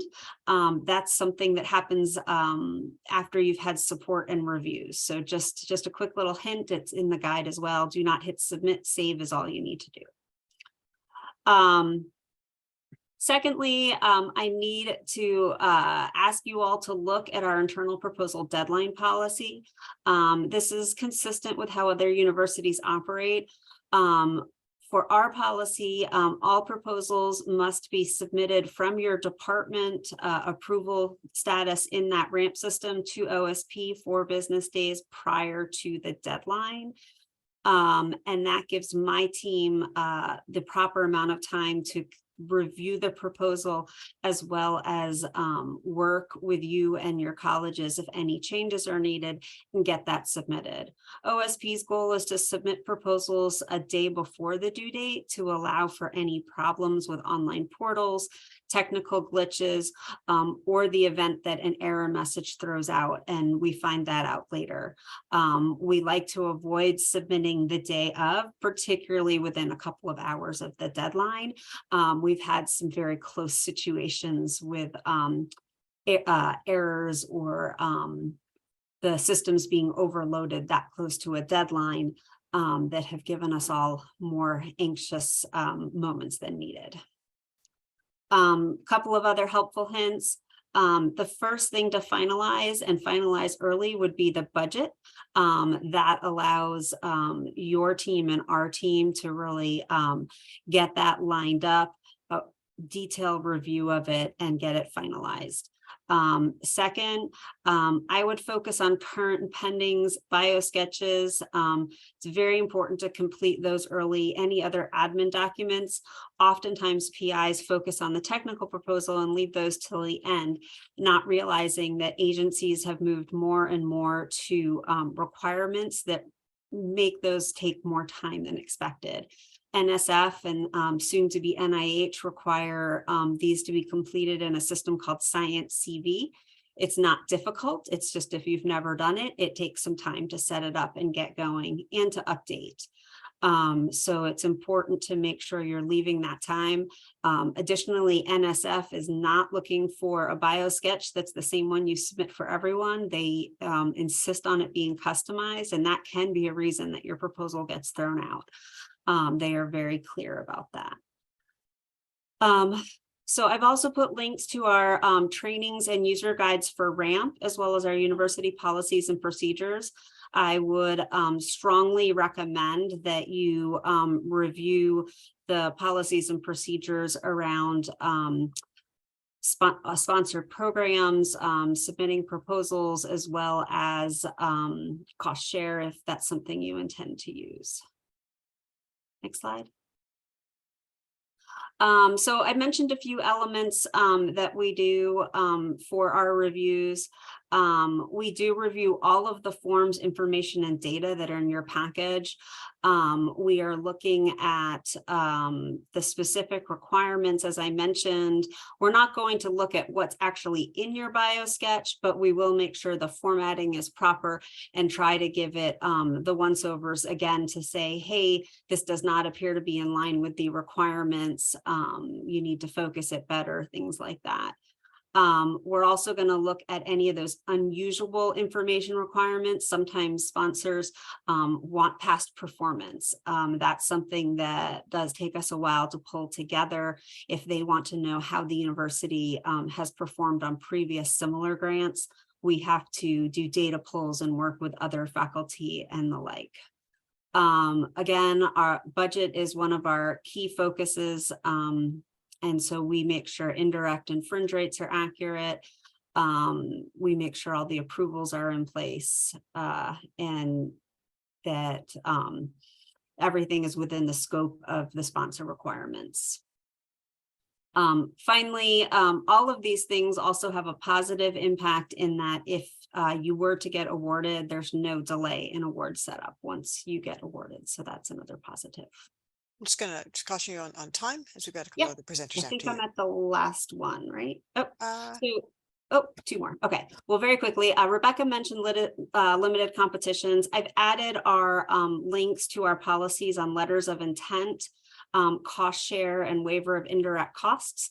Letters of intent, some of those need to go through OSP, some do not. Our policy completely outlines that, cost share approvals as well.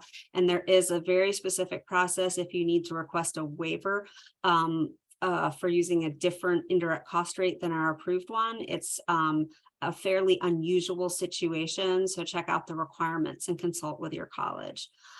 Finally, if proposals are over 1.5 million per year, that is going to require a higher level approval than I can sign. So that's going to add a few extra days to your proposal deadlines. Next slide. So collaborating, I think the biggest tip I can give you is to communicate ahead of deadlines. If you are running late, if something happens, you get sick, always communicate with both your college research administrators and with OSP. Silence makes us very nervous. You will get lots of messages from us. We just need to know what's going on. So the best thing we can do for both sides is to communicate back and forth. So this slide has links to a host of information that we have provided. I'm also providing our general email if you have any specific questions. Me or anyone on my team is happy to answer. I do promise you I answer my phone. People are often surprised when they reach out and I pick up on the second ring, but if I am not in a meeting and available, happy to answer any questions you have. And thank you so much. I know that the question in the chat, I believe that's being answered live. So again, Great. please do put your questions in the chat if folks can answer them. If we need folks to answer those live, that's great. If not, they can answer them in the chat. So it's a lot of information. Again, reaching out is going to be the best way. This is really an overview to give you the context for the people that you need to contact. I'm going to talk a little bit about research development services and then turn it over to my colleague, Dr. Leslie Frieden, in just a minute. So research development services is part of the Office of Research, part of the Research and Innovation Initiatives Office. It is what I came to Mason 5 years ago to really do. And that is, it is a set of, the definition of research development is really from the National Organization of Research Development Professionals. I wrote grants for a living because that's how I was able to get my research funded. I didn't write them for other people. I wrote them to eat. And it turns out that what I was doing was research development in many ways. It is now a professional organization. The National Organization of Research Development Professionals defines research development in this way, which is the set of strategic, proactive, catalytic, capacity building activities that facilitate individual faculty members or teams of faculty members to receive external funding for their research, scholarship, and creative activities. It's a whole variety of activities. The Central Office of Research Development, our office, and Leslie Frieden will probably talk a little bit more about that, gets involved in when there are large, particularly complex, so there could be multi-college opportunities. There could be multiple partner opportunities. We just facilitated a collaboration in which we had 7 external partners, folks from across the university.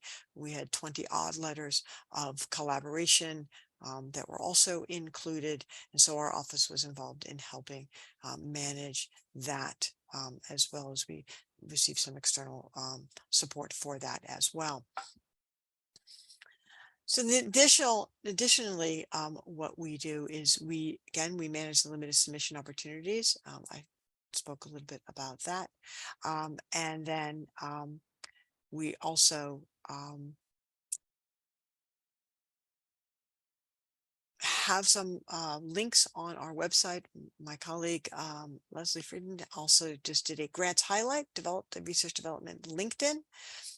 We help with the SPIN search tool, and we will manage all internal seed funding opportunities that are really centrally to that we had last year, the ORI, Office of Research, Innovation, Economic Impact, build the foundation and take it to the next level. We also manage the ARI seed funding, and there'll be more information about this year's opportunities in those areas as well.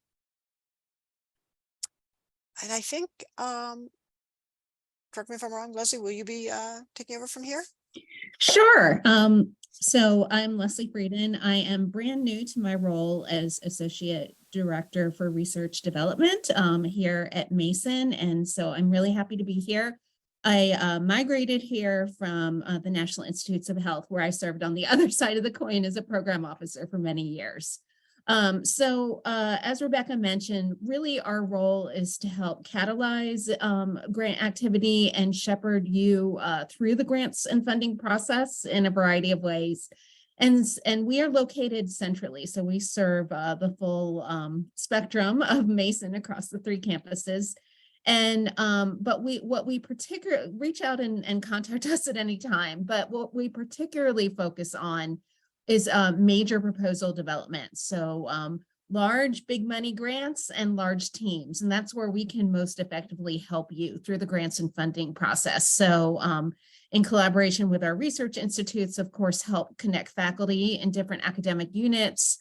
If it's a really big grant proposal, we can help organize it for you and help create outlines with proposal sections, and really big or small, just match what you're writing to the review criteria, and that will help get you on your way.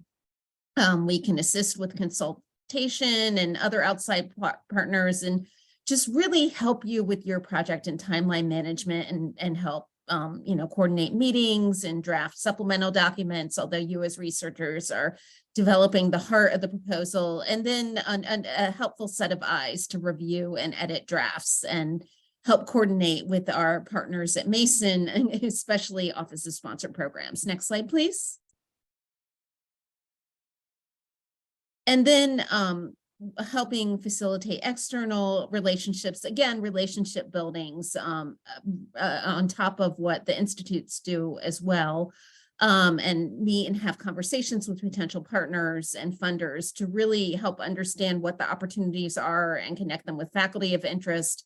And of course, coordinate letters of support and memorandums of understanding when needed in collaboration with other entities at Mason. So I think that's all we have. Thank you very much. Excellent. Thank you so much. Paula, I believe that you and your team is up next in this section. Yeah, so I'm going to be cutting it a little tight here. Hi, Happy New Year, everybody. I'm going to talk about societal impact of research and how Mason's Office of Research helps support making sure that your that your research has the largest impact possible, that it potentially makes it to the market, impacts humans as everyone intends their research to do. Next slide. This is our organization, Mason Enterprise. It's actually 200 people throughout the Commonwealth of Virginia. The bulk of the people on our staff are business counselors who also provide training as well and advice. On the left, under our federal and state programs, and that list is ever growing, those are the number of programs that are supportive of, in particular, ICAP Mentors, and the I-Corps program. Those are the programs where you will most often interact, and I'll talk a little bit about those in a second. Then we have the Mason Enterprise Centers. Those are incubators throughout Northern Virginia, and so there are actually faculty members from Mason and other universities who decide to create businesses, and they have those businesses. They will move them to, most often, the one in the city of Fairfax, because that's closest, but also Arlington, and we're working on Prince William County right now. That one should be open soon.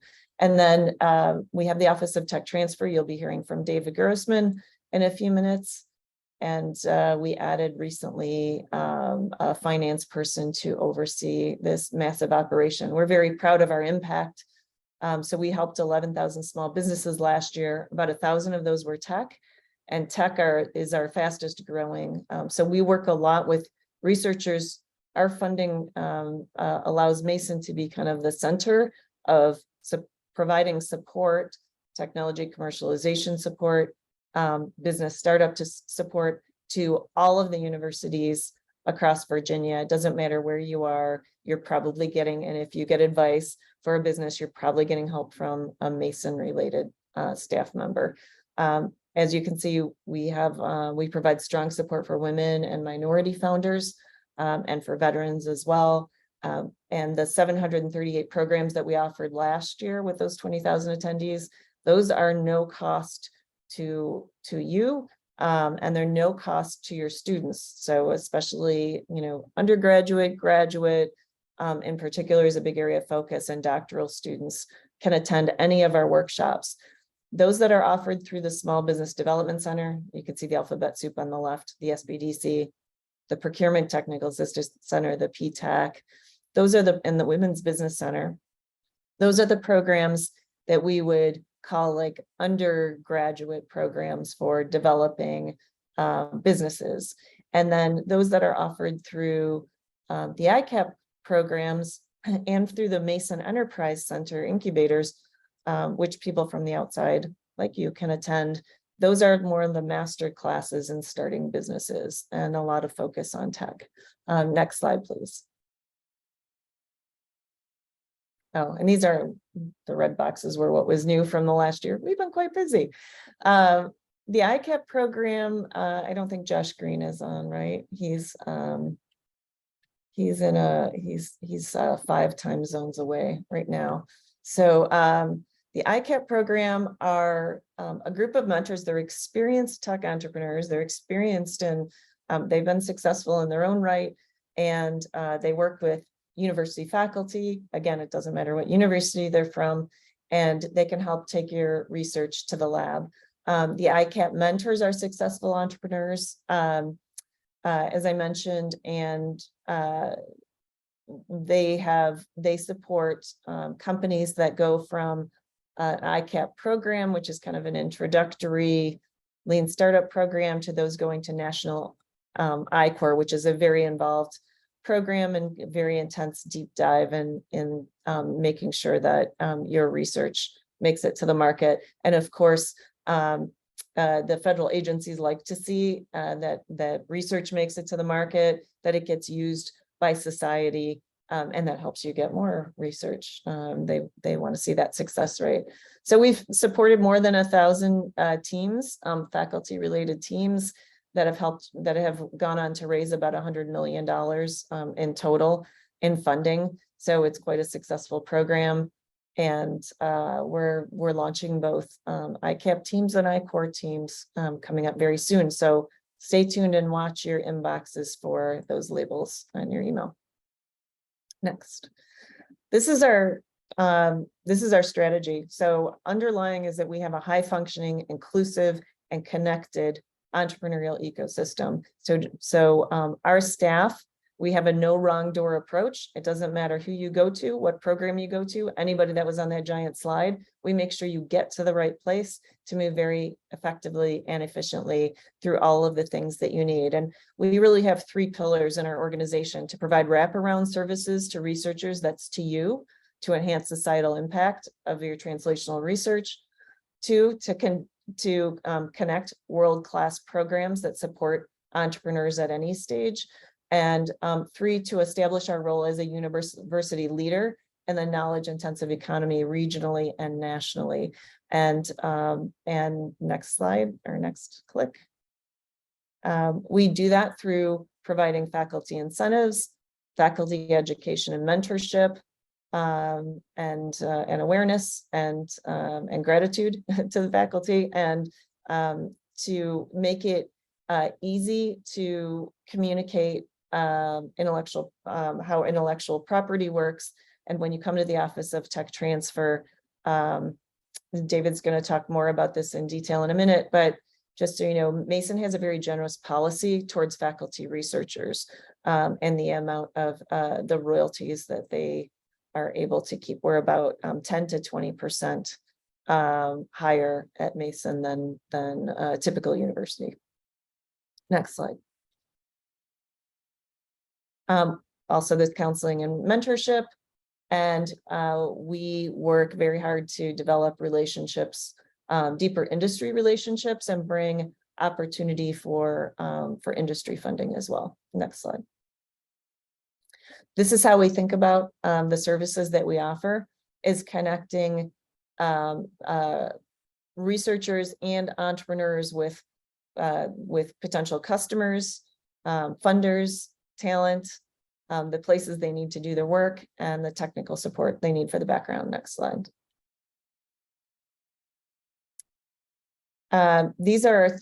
We see that we have 3 audiences where we provide work. Yours is the box in the center. Next click. Yeah, that one.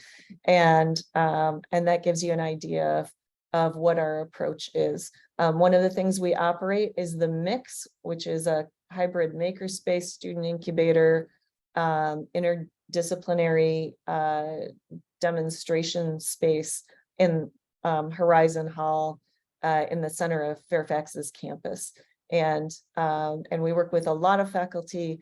If you have something in particular you're trying to develop as a class, we'll help you do that, where it involves demonstration and potentially prototype development. You can come to our terrific staff there. Giselle Stolz and Tim Nielsen can help you get a class and program set up. Next slide. You saw this slide, Mike showed it earlier, and this applies to us too. So we've also seen invention disclosures similarly increase. And not to curse it, but David and I were talking yesterday, and it looks like we're on track to potentially double our invention disclosures for this coming year. Next slide. This is where we stack up in terms of resources. Next slide.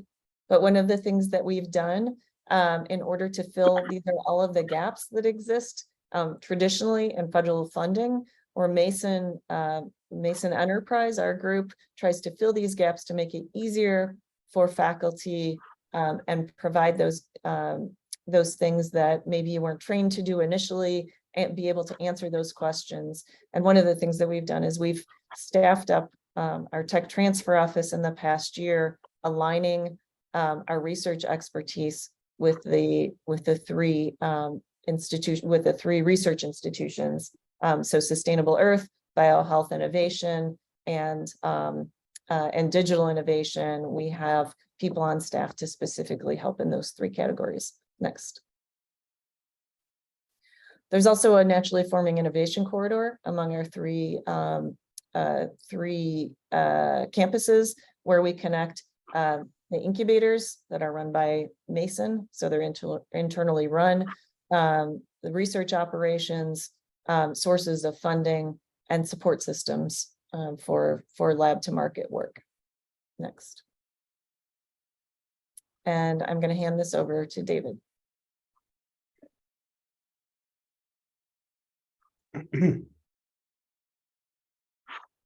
There we go. Okay. Thank you. I'm David Grossman. I'm the Senior Director of Technology Transfer and Industry Collaboration, where I like to say that we help researchers expand their societal impact of their research by moving their innovations into the marketplace. As a research, you will hopefully create new knowledge through your research, and some of that knowledge will include creative works. Examples of the creative works will be like literature, art, and inventions. If you're like me, you'll want to know that your newly created works will be disseminated so that your hard work can basically benefit society. There's a few bodies of law that we help navigate in our office that protect the ways and means by which your knowledge can benefit society. One of those bodies of law is called intellectual property law and includes copyright, trademark, trade secret, and patent laws. Once a creative work's been protected using intellectual property law, it's now possible to maintain some control over how your creative works are used. Another one of the bodies of law is contract law, and contract law helps us to license creative works to companies so that we can basically take the results of your research and disseminate them as useful products and services to the marketplace. Next slide, please. So here we can just see a few of the better known inventions that have been developed at universities that have forever changed our world for the better. At Mason, we've also brought some very important technologies to market in areas such as healthcare, cybersecurity, and education, and a few others. For example, we've spun out one company by the name of Excerna, who's developed the next generation of stabilized mRNA drug delivery technologies. Another example, one of our spinouts was called Invincia, which has successfully brought cybersecurity protection to the personal computer and server markets. This company has subsequently been licensed to Dell and purchased by Sophos, which is a publicly traded antivirus and cybersecurity company. These are just two examples of the many Mason research that we're now moving from the lab into the marketplace. Next slide, please. So technology transfer does not occur just by itself. It's really a partnership between multiple players. Academia, where public research is conducted, the government, where policymakers fund, a large amount of our research, and industry, who take the results of our research to the public. So to do this, technology transfer in our office has to navigate intersections between science, law, and business. But it all starts at the top with our researchers. So this diagram is the technology transfer cycle, which looks a little bit like the cycle that we saw with sponsored programs. Once a researcher thinks that they have an interesting innovation, we ask them to tell us about it. Just call us, let us know what's going on, and we can talk to you about it. We call that the invention disclosure, which is the second green box over to the right. If we believe it may be patentable, we can file an initial patent application. We will then do a more in-depth analysis of the technology to determine its commercial viability, and if appropriate, start marketing the technology. Now, I mentioned patents, but not everything is patents. We deal a lot with copyrights and trademarks and some of the other technologies. Even though we're a university, we even sometimes deal with what we call know-how and trade secrets. Once a party interested in commercializing the inventions located, will then enter into licensing negotiations. Sometimes that party is an existing company, but most of the time it's going to be a startup company. Startup companies may initiate their formation while obtaining a license from our office. So as you sort of move around through the marketing and the licensing section there, the startup will normally form right in the middle of that licensing that licensing block. Once it's been licensed, now it'll be taken over by an industry partner or the startup, and their job will be to take that technology and continue the development of it into a product or service that can be used by the public. Finally, we'll get to the point where the technologies are made available to the public as either a product or a service. So as Paula mentioned before, the university will receive revenue and funds and sometimes equity from these businesses. And that money is then used to basically further support research and education. And 50% of it is shared back with the inventors. Next slide, please. So my biggest takeaway for you is to let us help move the results of your research into the marketplace. You can do that by contacting us before you make any kind of public disclosures of your research, if possible.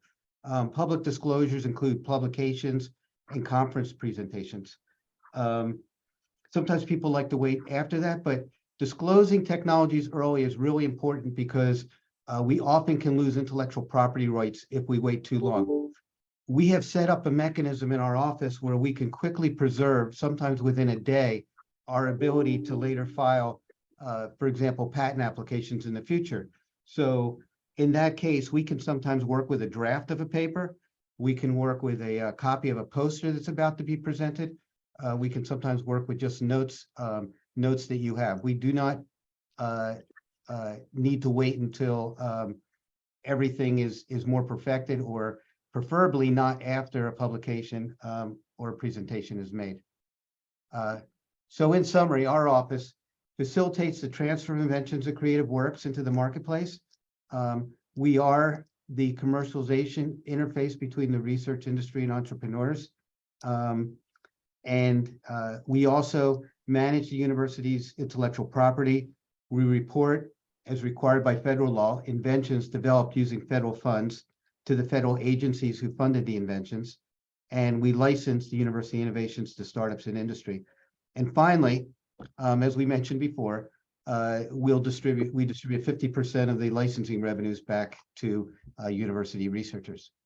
And if you have any questions whatsoever, please just feel free to contact our office.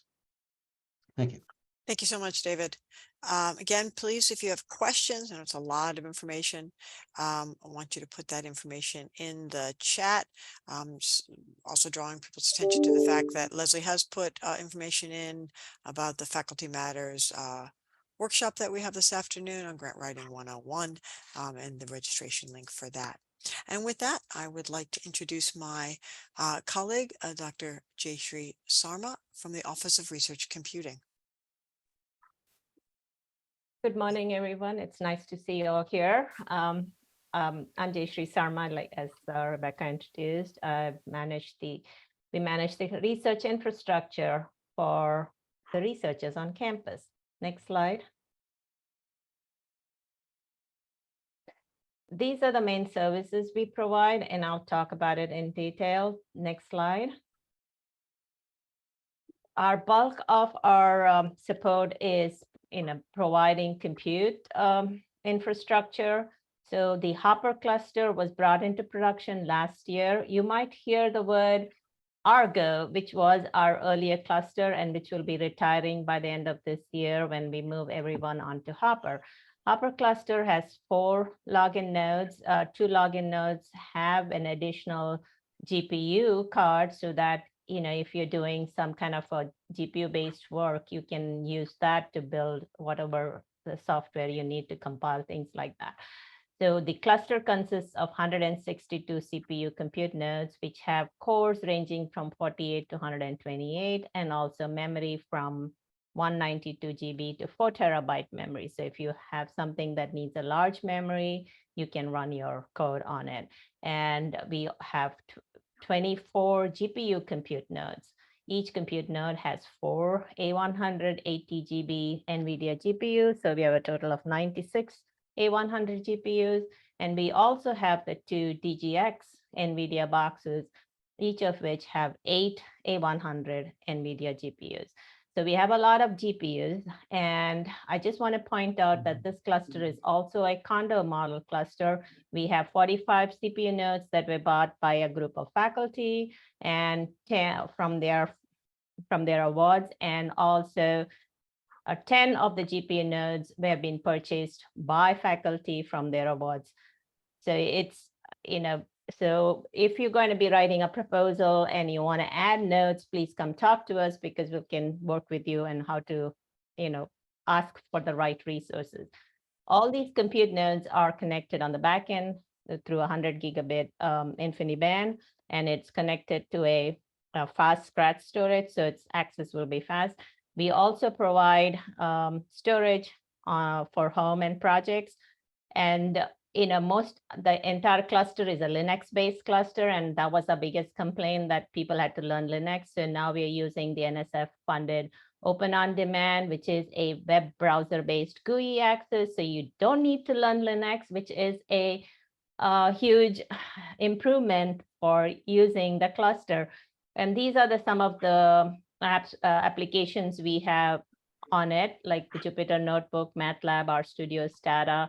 And we continue to add more applications based on the request from the users. We do provide tutorials for new users, so we teach them how to use the cluster. And as the library Margaret mentioned, we work with Wendy Mann and Debbie Kramer to provide carpentry tutorials, and we also provide Python carpentry tutorial, which is more focused on machine learning, which seems to be the biggest request from our users. Next slide, please. So not everybody can use the cluster, which is mostly batch processing. And there are sometimes software that you need rendering and you need to be able to use a GPU. So we are using the OpenStack framework, and we have 7 servers with a 40 GPU, and we can provide 60 concurrent GPU VDI desktops. And we successfully beta tested it last semester. And we are now connecting it, working with ITS to connect it to the network and make it accessible by February. And we also provide CPU virtual machines for research. Sometimes your research does not fit into the cluster mode, or the actual needs may be different. So after we talk with you and we figured out that maybe we need to provide you a virtual machine, we do that. But that's, mostly you do the work, but all the compute is then done on the clusters, so that you have to come talk to us about your workflow, so we'll know what we can provide you with. Next slide, please. So we do provide research storage for researchers. It is currently sold at $50 a terabyte a year, and we sell it only in units of 1 terabyte. And you can share this data with your students and collaborators, and we can ask for a data backup. We can mount this data on your local computer, but you need to be in the GMU network space. And if you want, you can also ask it to be mounted on the Hopper cluster.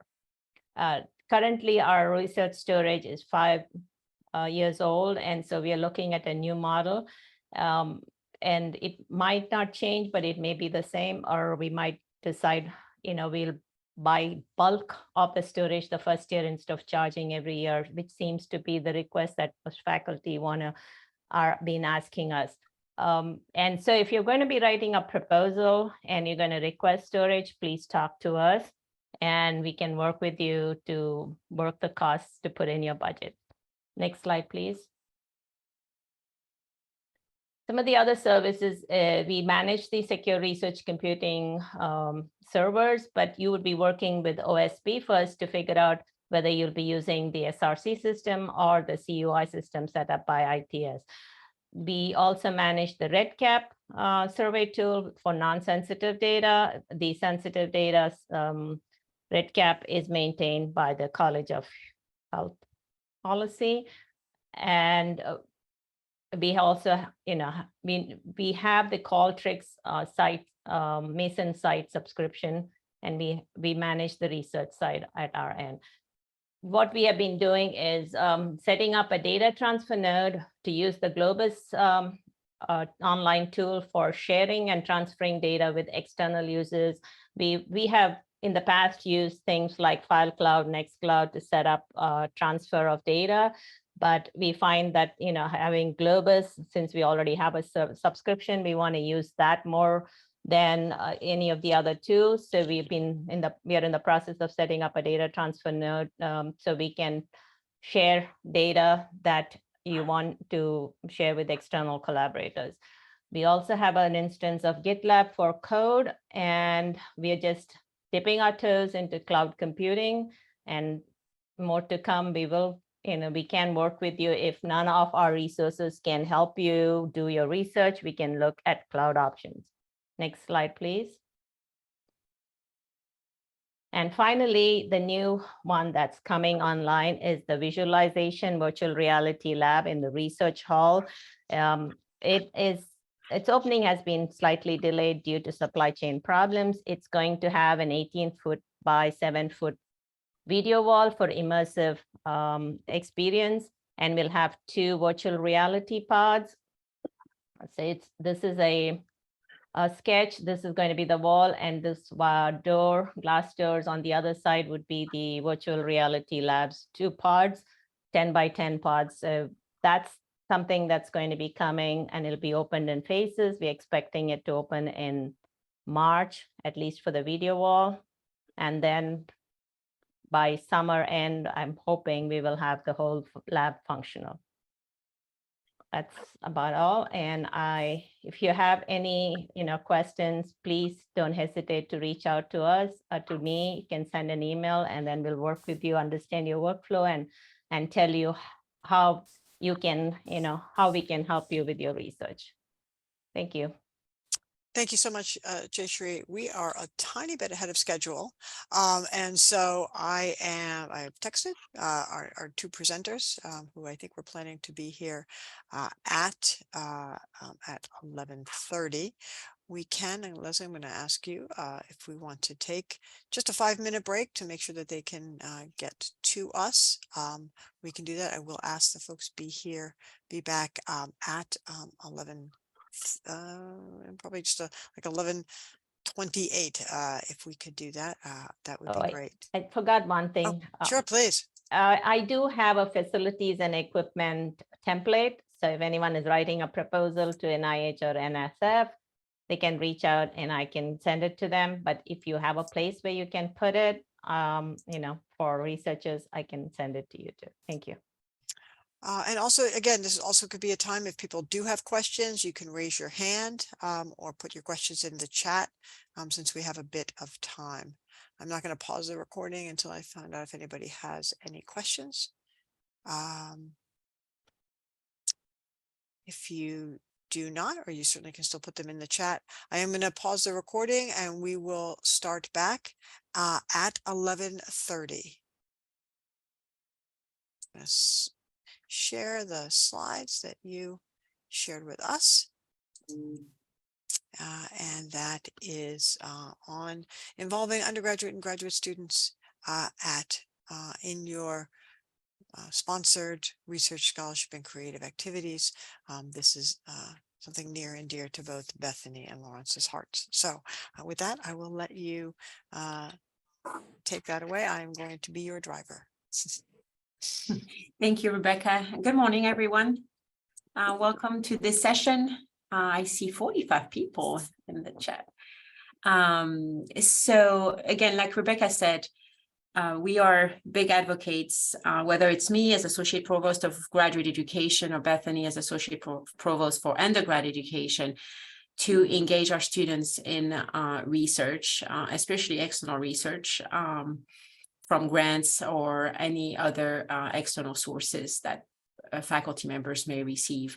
So through this presentation, we are hoping, we developed this about a year ago, to give you some insights and guidance on how to do this involving your students. So if you can move to the next slide, please, Rebecca. And your partner in crime is here as well. Oh, good.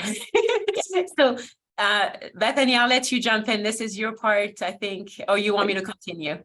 No, I'll introduce myself, and I'm running around campus because it's orientation time for the students too. So I had to find myself in a room I could sit down in to be able to say hi to everybody. So I'm appreciative you're all here, all 45 of you, and working with Rebecca and Lawrence are some of my favorite people. one of the things so I'm associate provost for undergraduate education, and we are, as an institution, one of the best known research universities in the country for getting undergraduates to be involved in our research. And I'm actually the incoming president for the Council for Undergraduate Research, which is kind of a nice thing. We 5 years ago, were named the best research university in the country by them. We're given the Aura Award. And so one of the things we've got, you can see some of the information that Laurence and I are going to give you here, but we're not going to go through every slide that we've got. We've got a ton of information at the back end of this, and I know Rebecca will be sharing that additional information with you that has a lot of details on the kind of programs that we've got. But with that, Laurence, I'll take this slide and then we'll go to the next one. But one of the things we want to do is that we want to encourage everyone to include support for graduate and undergraduate students in your externally funded grants. Like that we can provide internal funding in some ways for students, but it helps professionalize them and it helps advance your research if you have students working with you on your projects. So, and it supports all areas, as you see on here. I was teaching research and service for your tenure review. We have mentoring excellence awards, your promotion criteria. Also, if you're working on things, I work a lot with NSF, evidence for broader impacts, that a lot of the things about involving students in your research strengthen your broader impacts areas on those proposals, both in terms of teaching and in terms of the populations that you're working with. And in some proposals, right there with scoring systems, if you've included undergraduate or graduate students, you actually get points for including them. But I also don't want to miss the fact that it's a benefit for students, right? They understand how the work they're doing in their classrooms is applied in the real world, and it often gives them experience that's going to help them getting to be professionals in their field, whether they're going to be working in the workforce, whether or not they're going to be future faculty members. And we know that students who participate in research have shorter time to the time they degree, but it also helps them identify themselves as belonging in an environment, and especially with a number of first generation and underrepresented students, a sense of belonging is a really important identity as a member of the Mason community. So Laurence, to you.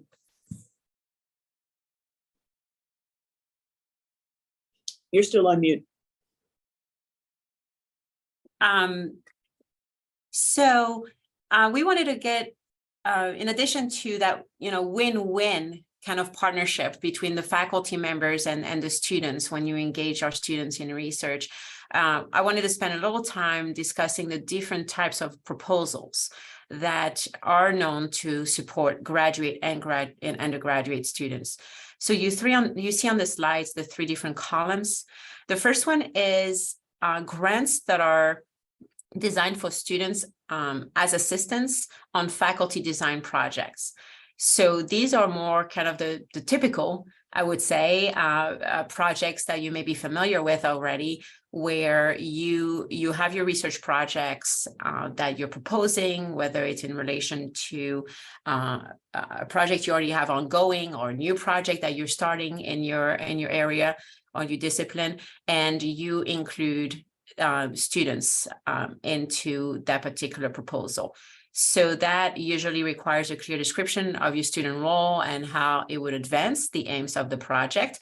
And this is usually open to undergrad and graduate students, as you know, not necessarily knowing which students you may be recruiting.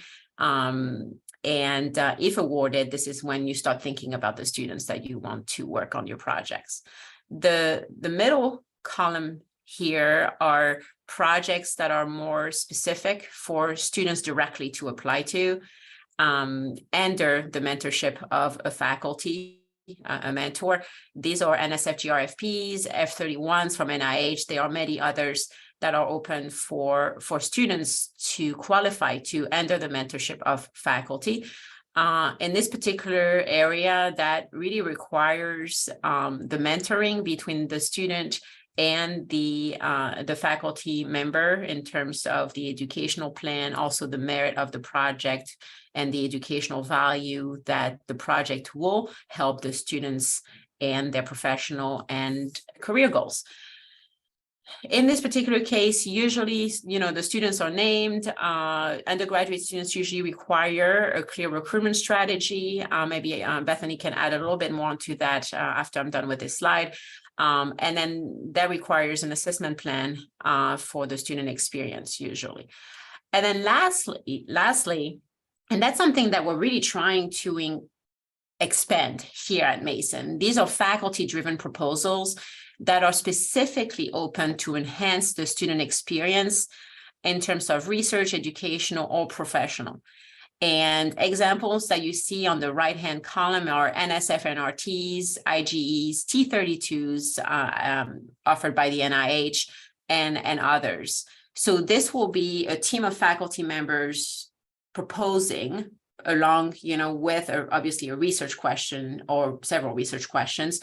But the goal of the project is really to enhance the experience of the students, often graduate students, but sometimes also undergrad.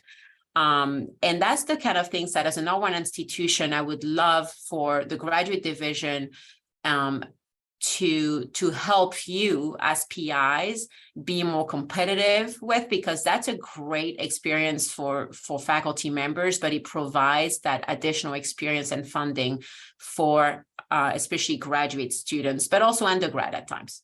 Did I miss anything, Bethany? No, I would just add on, I agree with you. As an R1 university, there are many of these. So NSF has values and the STEM grants at the undergraduate level, and NSF REU cites the research experiences for undergraduates, which are usually summer cohort experiences for big research projects. You recruit usually undergraduates, but name graduate students in the proposal to be mentors. And we should have more of those as an R1 university. And we are here, we've got experience with those. I was just reviewing them just recently. And so this idea, some of the data we've got in there requiring a clear mentoring and education plan and an assessment plan and recruitment strategies. Those are things that make a difference between whether or not they get funded and not funded. And so we're here to be able to help you develop those and have some internal support to be able to get to that point too. So I encourage you to be able to apply for those. You can move to the next slide, Rebecca. So we wanted to provide a very brief summary of the process for including graduate and undergraduate students in your grant proposals. So when you start thinking about an opportunity that you would like to propose to any funding agencies, what we call the pre-award period, you're going to be obviously putting a budget together. And this is an opportunity as you think about the budget for accomplishing the research project that you're proposing to do to add student funding onto your budget. Again, every budget is slightly different. It could go from $100K a year to much more, or sometimes even less. So it's not always a possibility to add students onto your budget, but when possible, we want to make sure this is something you're thinking about at the pre-award stage. It allows you to already start thinking about the kind of expertise that you want, because you need to provide a justification on the role and what the student or the students would have to do in alignment with your research plan, goals, and timeline. If you get awarded, and again, this could be for undergrad or graduate students, right? That applies to both, depending on the expertise that you need, the number of hours, the type of help you may need for that project. If you get awarded, that's good news, right? About 6 months later, usually, you get awarded your funding, best case scenario, and you start thinking about the kind of students you want to work on your project. Then that's when you start not only hiring, but spending the money that goes towards students Again, we do have hiring rules and procedures for that, but we are here to best support you in making that happen. The Office of Sponsored Programs, of course, will be here to assist you as well, and the whole research team. But again, the pre-award planning, and then if awarded, being able to recruit the students and making sure they can help you advance your project. It not only gives them the experience to work on a research project, but it helps you also get the work done. So that's the kind of process we want to encourage. Bethany? And yeah, just a couple of things. One is we also have boilerplate language on resources available for students through Oscar and at Mason. We've got budget guidelines for how to align with the sort of amounts we pay for students. So we can help you in developing your proposal. A reminder that things like NSF sometimes may not have them in the request for proposals, but may require supplements for different types of programs. So always considering how to write that. A supplement often allows you to write an extra page worth of justification too, so it expands your ability to put things in your proposal. But we can help you with those as you're doing it, and Rebecca's office has a ton of resources there too. Post-award, also the university has resources, things like Handshake, which is our career services site, is where we post a lot of the undergraduate research paid opportunities. And we can help you with writing and recruiting students through that. We also can have networks for like you need a specific kind of student to work on something. So we're here to be able to help in all of those areas.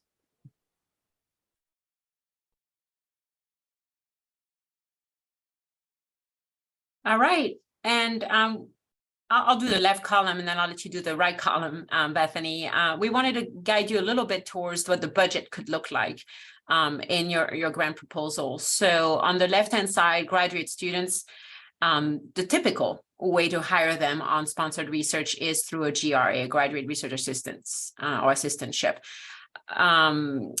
Associated with a GRA is a stipend, tuition support, and health insurance if it is a doctoral student. And I'll just give you a little bit more there in a minute. Stipends can be either 9 months or 12 months, meaning including the summer. We strongly encourage all PIs, when the budget allows it, to schedule or to budget for 12 months. That allows students to work during the summer. Not only this is a great experience for them, but it really makes them even more productive when they don't have classes that they are enrolled in usually during the summer. Tuition credits, we usually do 9 credits per semester. That really allows students to also go through their program and making sure they are academically making progress. A minimum of 6 is usually the recommendation. Right now, our health insurance subsidy is for doctoral students only. This is why it says that, and this is usually paid through the sponsored research. Right now, I think the rate is about $3,000 for the whole year. As an institution, we do have a minimum stipend amount for 9 months contract specifically. Obviously, we have a whole table prorating for 12 months and so forth. Right now, a minimum for 9 months is $17,640 for fall and spring. And a reminder that students cannot exceed 20 hours per week of work when enrolled in classes, which is mostly fall and spring usually. If you want to pay them during the summer, meaning 12 months, it is an additional $5,900 for the summer minimum. Again, they can work 20 hours per week during the summer if they are enrolled, but if they're not enrolled, you can bump up their salary and number of hours up to 40 hours per week. If you want to have access to all compensation rates, the link is at the bottom of that left column. And if you have any questions regarding graduate students, again, I'm happy to answer them, and then I'll turn it to Bethany for the undergraduate part. Lawrence, you had a question in the chat. You probably want to answer first. Sure. Can students receive tuition waivers if they receive GRA salary from grants? Yes, I believe they can. That's a very good question. So if the grant does not necessarily have the amount of money to cover the tuition, right now, there are ways for them to still get the tuition from other sources of funding. Also, as an institution and the research team and the graduate division, we are working right now on a model where we can help PIs with the tuition if they are able to budget for stipends and health insurance. The model has not been fully approved, but to answer your question in short, yes, it's a possibility if the grant does not have enough money for the tuition. And that's a similar question, I think, to Anne's question regarding can tuition coverage be included in sort of a pre-award as you're submitting the proposal. It may depend on the funding agency, but if you could respond to that, that would be great. So hold on, let me scroll back. You can add tuition coverage and right. So let me maybe rephrase what I was saying.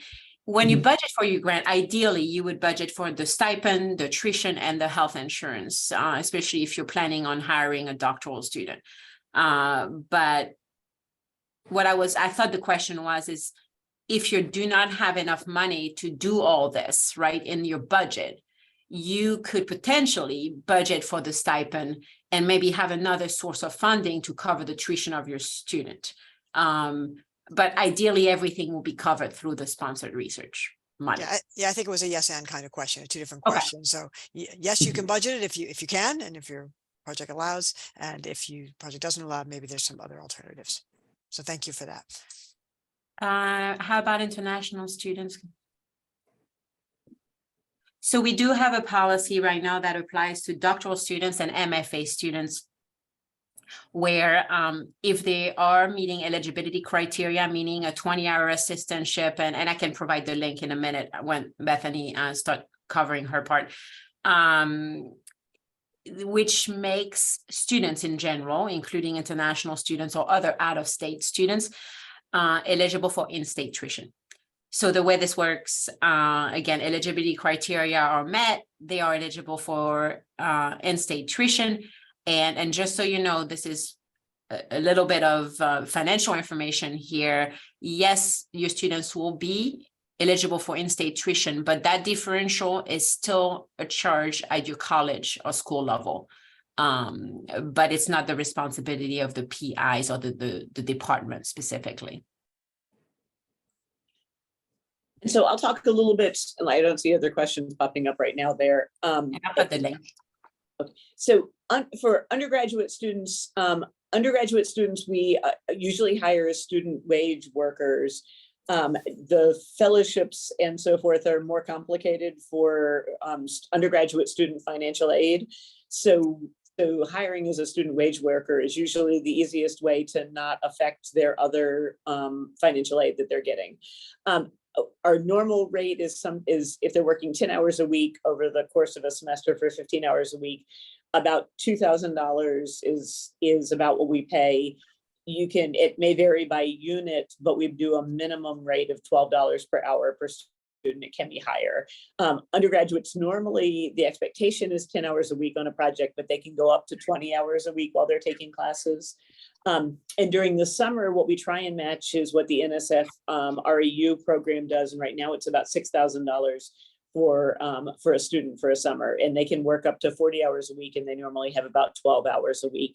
We can help you with budgeting, and we do the summer internally, the Summer Undergraduate Research Scholars Program, the URSP, and we do try and match so that students and provide support for undergraduates who are support like professional development support and activities during the summer for undergraduate researchers, no matter where they're getting paid. And we do try and have them paid similarly, so there aren't big discrepancies between students who are being grant funded and who are being funded through our internal program. And we try and keep that amount matched to the NSF REU recommended amount, so it goes up each summer.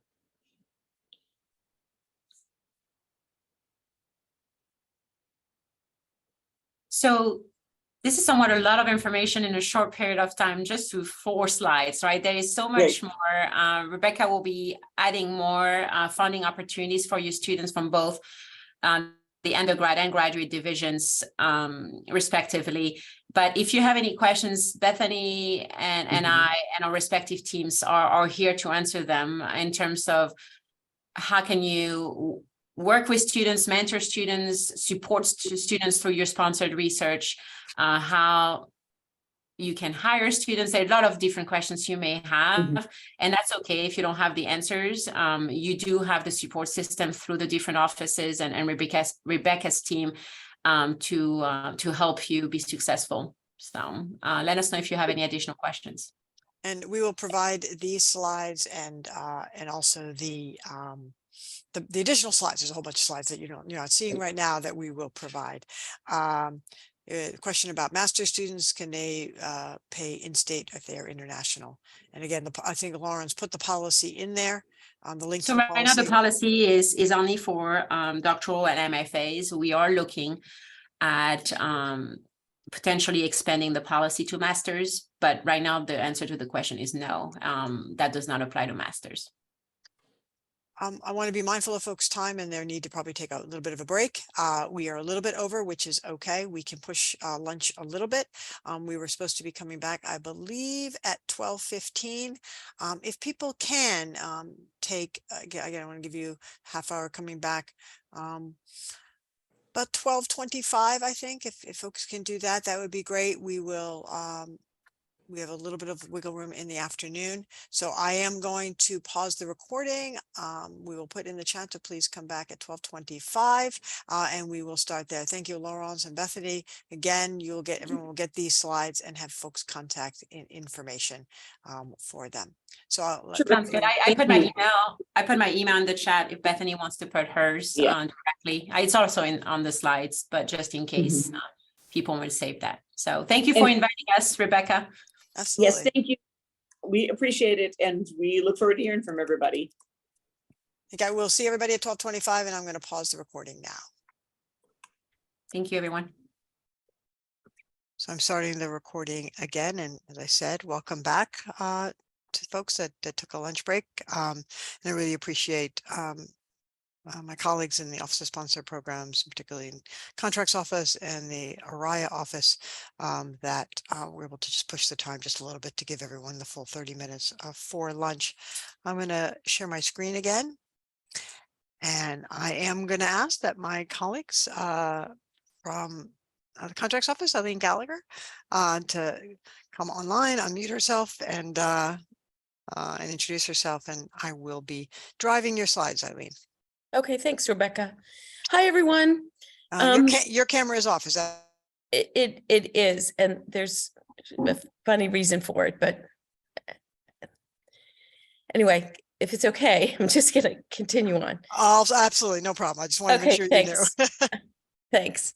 Hi, everyone. I am, as Rebecca said, I am Eileen Gallagher, and I am the Director of Contracts in the Office of Sponsored Programs. And I wanted to talk to you guys for a while to tell you what I can do for you. So as you know, OSP is segregated into pre-award, post-award, contracts, billing, reporting.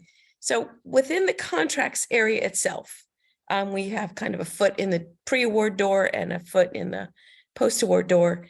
And I want to explain to you where we fit and how I can help you when you have contracting needs. Next slide. So the first thing the contracts team does is we review, negotiate, and execute funded awards.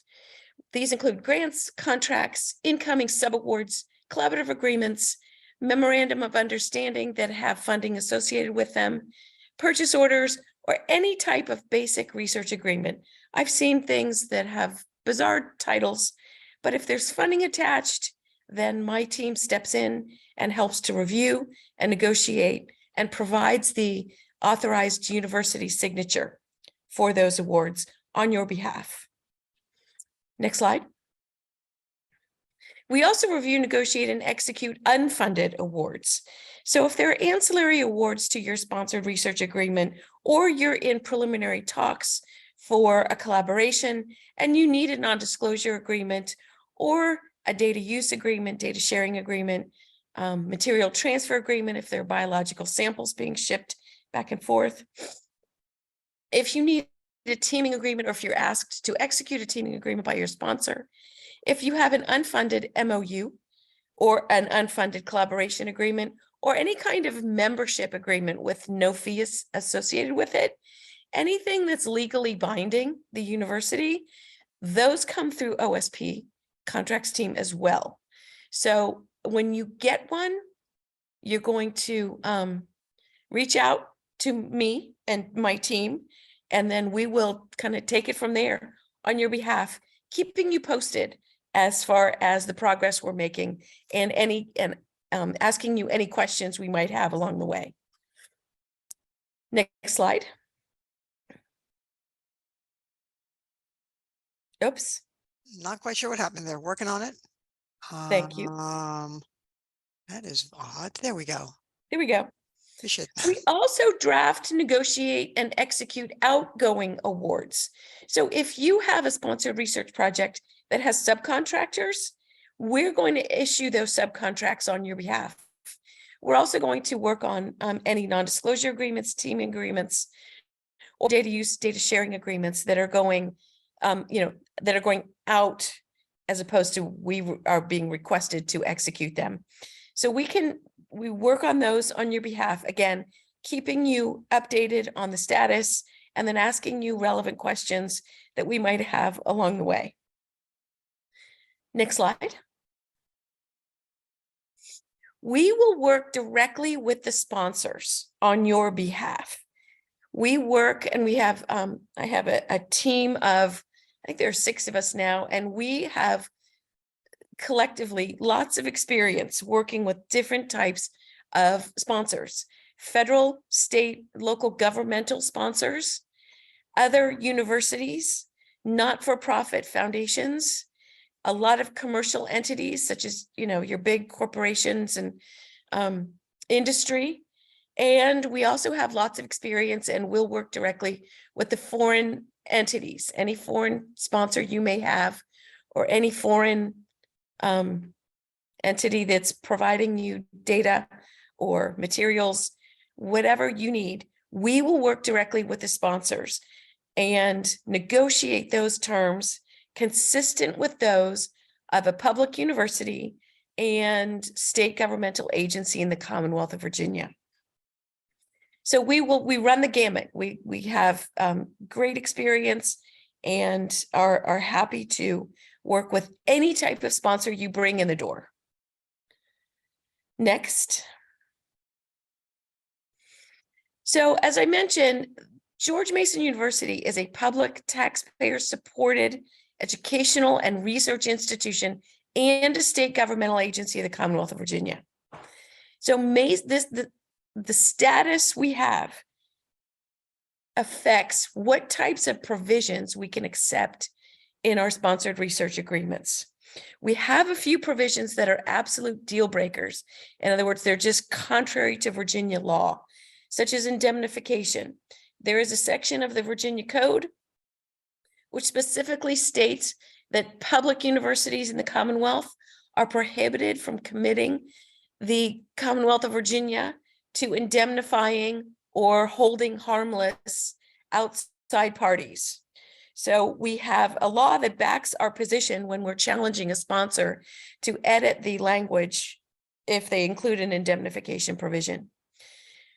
We also, as a Virginia state agency, cannot accept outside governing law or jurisdiction of any other state or any other country. We can also not waive Virginia's sovereign immunity or any right that we may otherwise have that's been afforded to us by the Commonwealth of Virginia.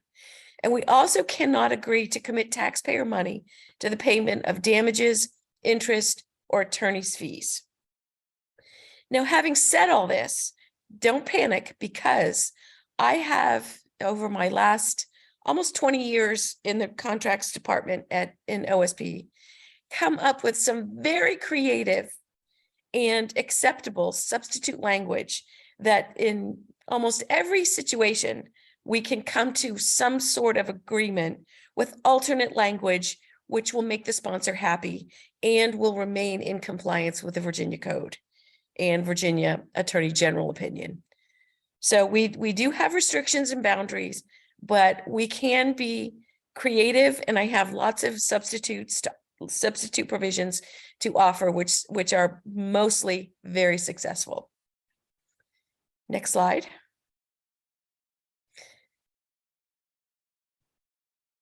We understand that faculty have various interests and rights and needs that we will fight very hard to preserve on your behalf.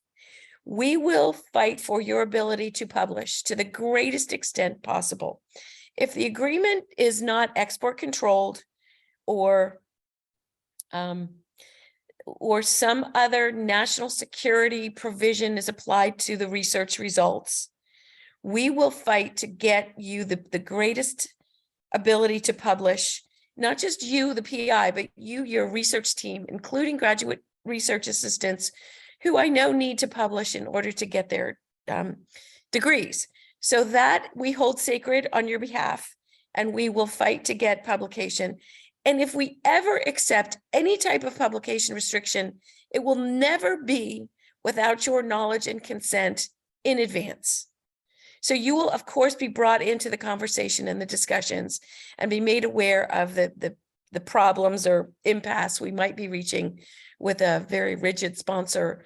But if it's a national security issue, or if it's an export controlled technology involved in the research, we really don't have much wiggle room there. And chances are you're aware of that and know that beforehand. We will also fight very hard to protect and preserve your intellectual property ownership rights. And again, we will not restrict or give away your IP rights unless you are part of the conversation and agree to any language that we finalize. We also fight very hard to keep research in the fundamental research, or to keep your projects in the fundamental research realm to the greatest extent possible, because if it's not considered fundamental research by a sponsor, then there are publication restrictions and there are limitations on who may participate on your research team, such as we might have to exclude foreign students, and we don't want to have to do that. We want to be as inclusive as we can. We want to give you the rights to publish, the rights to disseminate, incorporate the research results into your classroom curriculum. And to do that, we need to carve out of the fundamental research protection that the government offers. We also do need to be aware if there are foreign researchers or students on projects, excuse me, which may have implications on the type of research being conducted, such as a federal award that might have a security provision attached to it, or an export controlled research project where we might have to either exclude foreign participants, to unfortunately include students, or to get special permission from the government contracting officer to include them. We also do not accept exclusivity provisions. Excuse me. Sorry. We do not accept exclusivity provisions in our contracts because no one faculty member at George Mason University has the right to limit the research opportunities of any other. So if we accept an exclusivity provision in an agreement for Professor A, that might mean later on down the road, Professor B is prohibited from engaging in a competitor of the sponsor of Professor A. So we really try to eliminate that and have done serious battle with sponsors to have that eliminated. Next slide, please. I'm sorry.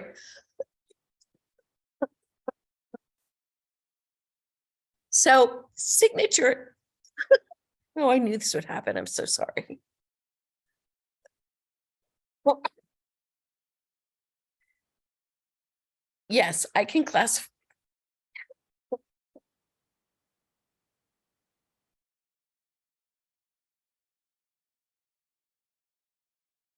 Yes, I can clarify exclusivity a little more.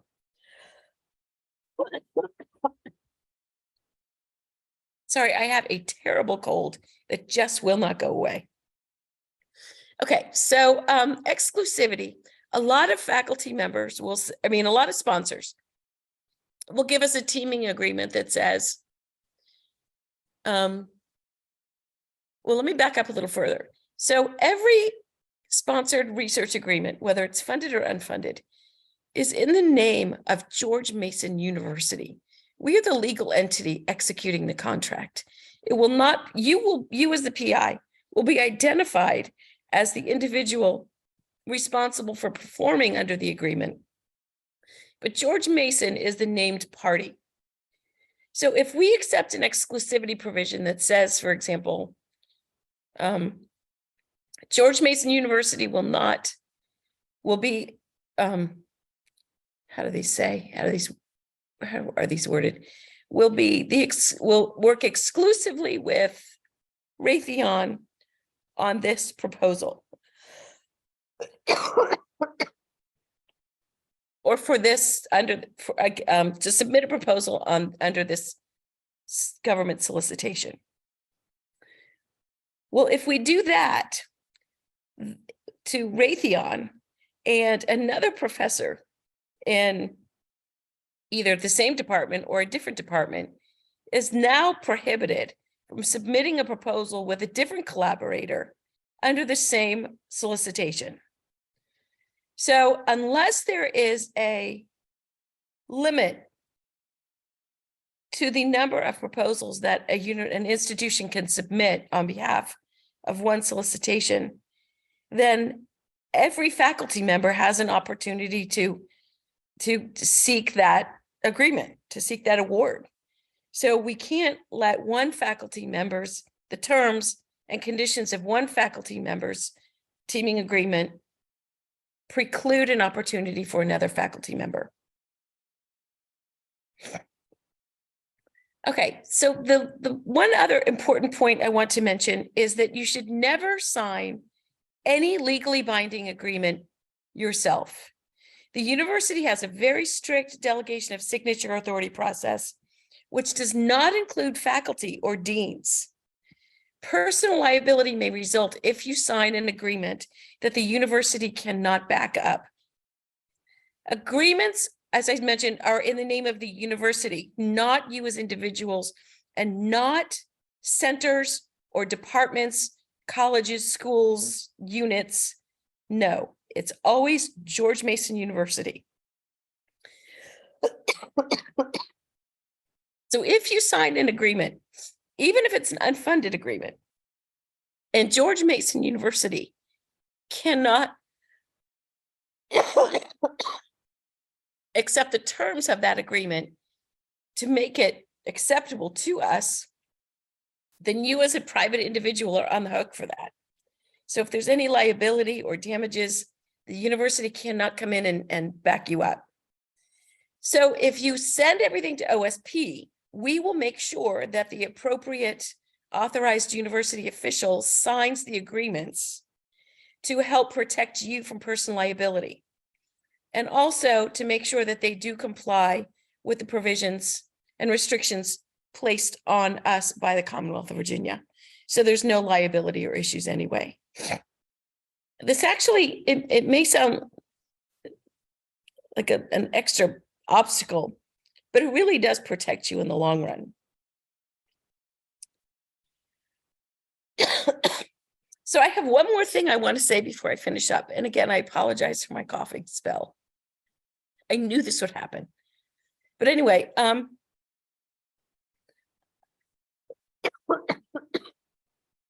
had mentioned to you that we have restrictions placed on us by Virginia law, by the Virginia Attorney General. And if we get to an absolute impasse where George Mason University cannot execute an agreement, we do have a plan B. It's not a plan we like to go to right away because it's not without its own issues. But before we walk away from an agreement, we have the opportunity to use the George Mason Research Foundation as a method of getting the award in the door. The George Mason University Research Foundation is a separate legal entity. The president is Dr. Andre Marshall, who's the vice president for research. So he is a huge supporter of research at Mason, of course, and has been very generous in allowing the use of GMRF to get awards in the door. And then what we do is we work an internal process between GMRF and OSP to make sure that OSP administers that award as we normally do with our own financial systems and invoicing and reporting, because the GMRF infrastructure is not supported, is not set up to support that at this point. I mean, maybe in the future it will be, but not now. But I will say that in, like I said, in almost 20 years that I've been in OSP contracts, we've only had to turn away 2 awards that we could not bring in. So we have an absolutely outstanding track record, and we can be creative and as helpful and as use as much ingenuity as we can muster to get the awards in the door. Most of them go through smoothly, not a problem, but every now and then there are some sponsors, such as diplomatic agencies like NATO and the World Bank and the European Union and the United Nations. Those are the ones that are a little more challenging because they just have the position that they will not negotiate their terms at all. And so we're forced to get creative with those. But with those sponsors category, there's really nothing we can't come up with that will prevent your award from coming in successfully and timely. Thank you so much, Eileen. And again, especially because clearly still not feeling great. So That's okay. Can't thank you enough for both the work you do on behalf of our faculty and folks at Mason, and for being here today when you don't feel so good. Yeah, please, and I tell this people all the time, the goal, and I've had the good fortune of working with the folks at OSP, both pre-award and in contracts and post-award, you know, it is a sort of what we think of as a service organization. It is an organization that's trying to get to yes. So allow them to do that. Allow them to understand what your issues are, questions, concerns, and go to them early. And I said, yes, early is key. Thank you, Rebecca. Yeah, early is key. Yes, it is. And don't be afraid. It's not like they're going to tell you like, oh, no, I can't possibly. But yet go to them because the goal is to get to yes. And the only way they can do that is to understand what the issues are. And please never, never, never, never, never sign stuff. I say this to every, like, oh, I can just sign that. No, you can't. And even if the person who's giving it to you, it's just an NDA. Don't worry about it. Nope. Please contact Eileen and her colleagues and to get their opinion so that that you are protected and Mason is protected. So thank you again, Eileen. Questions that folks have, please do put them in the chat. I think some of those have already come through. And with that, I am going to introduce my colleague, Dr. Christopher DiTeresi, to talk about the Office of Research Integrity and Assurance and the responsible conduct of research. Thank you, Rebecca. And that's a very pertinent introduction to what's coming now. So the reach out to people early is extremely important for what I'm going to talk about too. So I am Chris DiTeresi, and I am the Director of Research Integrity here at Mason. I'm going to talk today first an overview, a general introduction of the services and programs that we offer in the Office of Research Integrity and Assurance. My primary goal for this part is going to be to give you a sense of what we do and points of contact for the various compliance areas we support, so that if they touch your research, you know who to get in touch with. And then after that, I will dig into a little more deeply one of our areas, which is responsible and ethical conduct of research, to try to give you a sense of the sort of philosophy or approach we take to compliance and integrity issues at Mason. So next slide, please. Okay, so let's start with ARIA's general role and the kinds of services we provide across the whole spectrum of research integrity and compliance. So these things: training on the rules, helping faculty identify risks and identifying and fostering best practices for labs, units, researchers to adopt. We provide these services centrally to the whole university. But one of the key things to point out is, as you can imagine, we provide such services more effectively and more efficiently when we know you and we know your research personally, and when your academic units and research spaces partner with us to scaffold strong research cultures of integrity locally where you're doing the research. In fact, one of my favorite aspects of my job is that I get to learn about and support all of the research that people are passionate about at Mason. So please do reach out. I know my colleagues in Oriel feel the same way. They would love for you to reach out early and often to make sure you're doing things in ways that are going to avoid concerns. But I also just love to help and support your research. So get to know me and my colleagues. And it is, as Rebecca and Eileen just said a moment ago, it is usually easier, more responsible, and much less stressful for you and for me if we address risks proactively before issues come up. Okay, next slide, please. So I'm going to cover a very little bit about each of the areas in Orion. So the first I'll talk about is animal care and use. So if you use animals in your research, you may have already met Dave Myers, who's the contact person lead for animal care and use program. If you do use animals and you haven't met Dave, please do reach out to him and get to know him, his veterinarians, and the whole team that works on care, animal care. We have a wonderful iCook committee. You can interact with them fairly easily as well, but start out with Dave. And if you have questions, feel free to ask me or to ask him if you are doing work involving vertebrate animals. Okay, next slide, please. So conflict of interest is one of the few areas that is relevant to all faculty and staff at Mason, not even just researchers, but it is especially important for researchers with external funding. And this slide is still formulated narrowly about conflict of interest, but this is an area where regulations are actively changing and sponsors are expanding disclosure requirements quickly in ways that universities are trying to keep up with. So a heads up here is that Mason is currently updating its policies in this area, and we are implementing a new electronic disclosure system that we expect to go live in May, possibly June. So you'll be hearing more about this in your units and colleges. I won't spend more time on it right now, except to say that I lead the COI program at Mason, and I chair the Conflict of Interest Committee. So please contact me if you have questions about financial interests or outside activities, or how to report them, policies regarding them, any such things. Next slide, please. Okay, export control and secure research. This is an even more complex area. This is the scary stuff in terms of complexity, with ever-changing regulations from the State Department and Commerce that can affect visiting scholars, international travel, interactions with international collaborators, different kinds of data security. So Melissa Perez, who's directs our export control and secure reach program, leads a wonderful program. And as federal agencies are rapidly expanding data security regulations and are taking a greater interest in foreign collaborations, this area, export control and secure research, is actually becoming relevant to many more researchers than it used to be.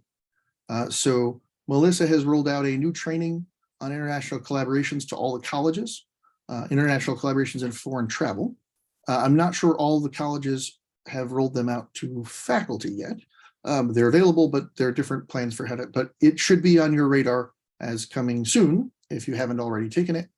And eventually, it's probably the case that your college is going to require this training because there are rules for things like taking Mason laptops with you on trips and what you can and can't do in international collaborations, or things to be aware about and who to talk to before you engage in things.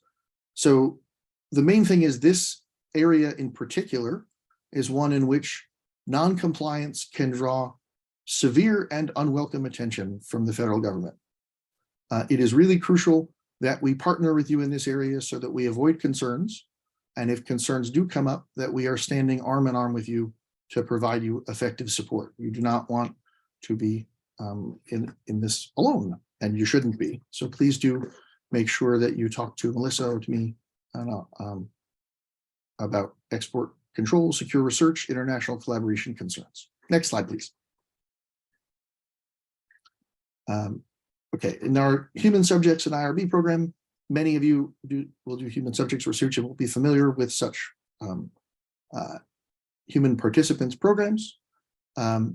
All research with human subjects must be reviewed and approved prior to a project's initiation. And reviews are conducted by a combination of Oriya staff to do some of the expedited reviews and full things going to the institutional review board. Sarah Clark directs our program and is the contact person.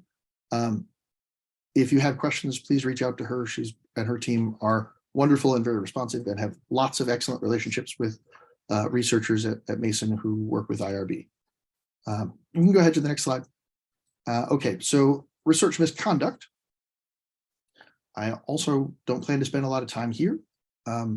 If you would like to, it's nice to familiarize yourself with University Policy 4007, which is our misconduct in research and scholarship policy. The only things I want to say for the moment are that I am Mason's Research Integrity Officer, and that confidentiality is extremely important in this area as a matter of federal regulations for how we run investigations of misconduct allegations. So in the unfortunate circumstance that you encounter research misconduct, and that is fabrication, falsification, or plagiarism in research and scholarship, you please contact me and only me.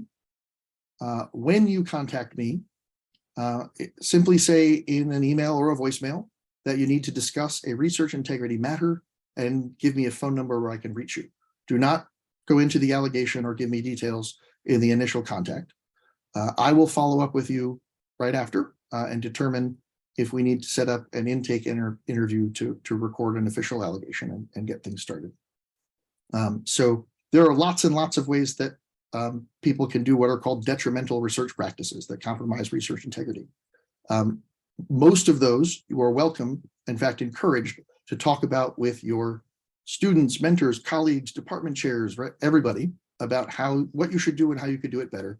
In this one narrow area that has special federal regulations, it is really important that you come directly to me and don't engage in exactly the sorts of discussions that we usually favor for promoting cultures of research integrity. So it's a special case because of the confidentiality restrictions. Next slide, please. And let's see, our responsible and ethical conduct of research, sometimes known as RCR or ECR, depending on which sponsors are primary for you. I include this slide here for the sake of completeness, since I'm going to talk about this in a moment. So I won't go into much more than to say we are trying to develop lots of embedded versions of RCR education. I'll get into this in a moment, that connects with you where you are. And I am the contact person for our RECR education programs. So please reach out to me with concerns about training graduate or undergraduate students, research mentoring, all that sorts of stuff, as well as issues about authorship or authorship concerns, and any other areas that have to do with responsible and ethical conduct and research. Okay. Do you want me to pause here before I move on to the other part for questions, if there are any, or just go ahead and questions at the end? Either way, I don't see any questions yet, so I do encourage people to put questions in the chat, but I would have you just go ahead and Excellent. forge ahead and then see if questions pop up. So thank you. With the late start, what's the time frame? So I told our panel we're running about 10 minutes late, so we were going to end at 1, so about 10 minutes or so. Very good. I can do that. No problem. Thank you. Cool. Okay, so responsible conduct of research. So I chose to go into a little more detail about this at Mason because it illustrates our general approach to research integrity from Oriya, and also because it neatly maps onto the research life cycle and discussions about where and how to think about these things. As we said, earlier is better, but I want to illustrate that a little bit. So as a general statement, just as acting with integrity in life generally means a lot more than merely not breaking the rules, research integrity includes a lot more than just research compliance, right? Avoiding non-compliance. Slide 2, please. Oh, back up one, please. Okay, so on this slide, I've got for you the definitions by NIH and NSF of RCR and RECR respectively. I won't go into them in detail. The NSF one that is now responsible for ethical conduct of research is a bit more recent than NIH, but suffice it to say they are both generic things that are aligned with requirements for training. And the crucial thing is whether or not your work is sponsored by NIH or NSF, as a Mason researcher and faculty member, you are already committed to conducting research ethically and responsibly. In fact, one of the key things to point out is in the formation of your identity as a researcher, as you got your graduate or doctorate degree, right, and our postdocs, and right, you have committed to doing research according to standards of rigor and honesty and openness that are a huge part of what it means to conduct research ethically and responsibly. As a researcher and faculty member, you're also already committed to training others to conduct research ethically and responsibly. So let me go on to slide 3. The way that RCR requirements and training in ethical and responsible research had traditionally been done are being strained. So the old model, as it were, was for federal awards to require investigators or trainees to complete RCR training.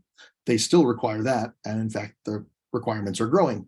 But the approach to meeting that requirement here and lots of other places had basically been RCR training courses. And we offered different flavors at Mason. The online course through City program, the RCR basic course, is still available. It still works for up until August. It will still suffice for you to get you and your students started on your NSF award if you need training in order to get started. But it is going to need to be supplemented after the new regulations go into place, or as the new requirements take effect. Excuse me. We also, for NIH, which required you couldn't do online trainings exclusively, had a face-to-face seminar series that we offered every semester that would work for anyone who is an NIH trainee who needed to take the requirements, and would also be available to any investigators at Mason. That seminar series has not been offered for a few semesters because the new requirements from NIH have expanded so much that it's quite difficult. We're not in a position to be able to use that model to simply expand the seminar series to cover the new stuff. So these kinds of basic courses are compliance floor trainings, as I like to call them, that are specifically designed to satisfy the generic requirements and to demonstrate compliance, much more so than they are known to be effective tools for promoting integrity. They're really good for documenting that you did what you were supposed to do. So the problem with this model is that training requirements keep expanding, and there are new standards and topics of concern all the time. So things like the new crop of things that's coming in various places, including data ethics and safe work environments and research security and foreign influence and mentoring for DEI and diversity concerns. It goes on, and all of these things are now part of basic requirements for NIH and NSF.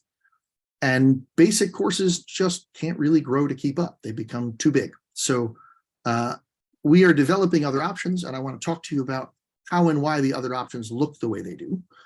So if you've done basic RCR kinds of courses before, you'll still have the chance to do those for a while.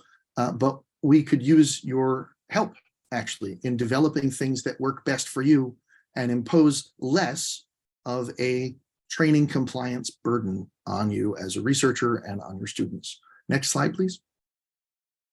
So one of the ways that we're tackling this is, as is aligned and encouraged by a push from sponsors, to provide more support for pre-award consultations. So a lot of solicitations, many proposals that you might write for federal sponsors, and nearly all training proposals now include specific plans for things like either RCR training specifically, or mentoring plans, or rigor and reproducibility plans, or ethics plans, conflict management plans, data management and sharing plans, right? Lots and lots of things that are project specific. And so we can provide some boilerplate language to help with those things, but really in many cases, guidelines for such plans may even say that while generic, say RCR basic courses can be part of a plan, that they will not be sufficient, and that it's not considered adequate for that requirement. So the best way we've started to handle this is by asking you to think about when you are considering a proposal, to look for these sorts of plans and to reach out to us and to research development and talk with us about what we have at Mason that can support you. There are lots of programs, trainings, services. There are things you can do with Oscar, for example, if you have undergraduate researchers that are involved in your project that make your life much easier. But we want to find ways to incorporate the various things we have at Mason into your plan for how you're going to conduct the project in ways that serve your ends as a researcher and make it so that you're doing less sort of add-on generic stuff, and more of what you need to do is incorporated into the life cycle of your research project. That is easier, again, the earlier we start. So if you are working on a proposal that requires any of these kinds of plans, reach out to me early, because one thing that is often a problem is people will come to me right before they're putting a proposal in and say, hey, I need an RCR plan. Can you help me write one? And it's hard to do an acceptable one at the last minute, right? Once you've settled how you're going to do all the things on your project, going back and weaving in opportunities to do a case discussion at a lab meeting, or something like that would be really valuable in an RCR plan, are much harder to do, to graft on after the fact than if they're built into the proposal development process.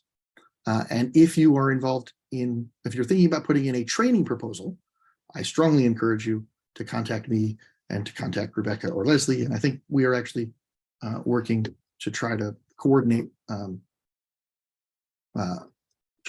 various services and guidance for training proposal development. So there's a question in the chat. Oh, no, there's a comment. Actually, just reiterating all that you have said, I think.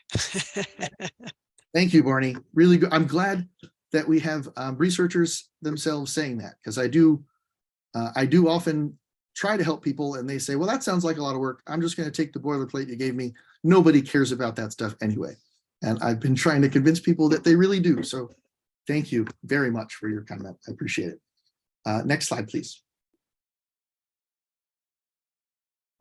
All right, so this is my last slide. And the idea here is to give you the bigger picture. So the rapidly growing requirements for training is one source of the problem with the old model. But the bigger and deeper one, which is partly why we're getting so many new requirements all the time, is that the research landscape and research enterprise are changing in ways that the traditional notion of an RCR curriculum did not and could not anticipate. So it's more and more the case that what constitutes ethical and responsible research in specific contexts is often an open question. And there are affordances from federal sponsors.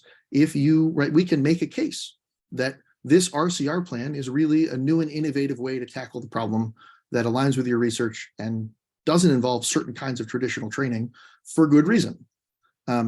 Those affordances are there in the guidance that sponsors are giving. So one way to think about this is at Mason, where we like to say that researchers are facing grand challenges and they're conducting research that's innovative, it's transdisciplinary, it's industry partnered, it's community engaged. Right? Our brand is really doing research that strains the traditional model of RCR education. In many situations in which Mason researchers are working, the norms and standards for what it is to do research responsibly may not be defined and may not be widely agreed upon.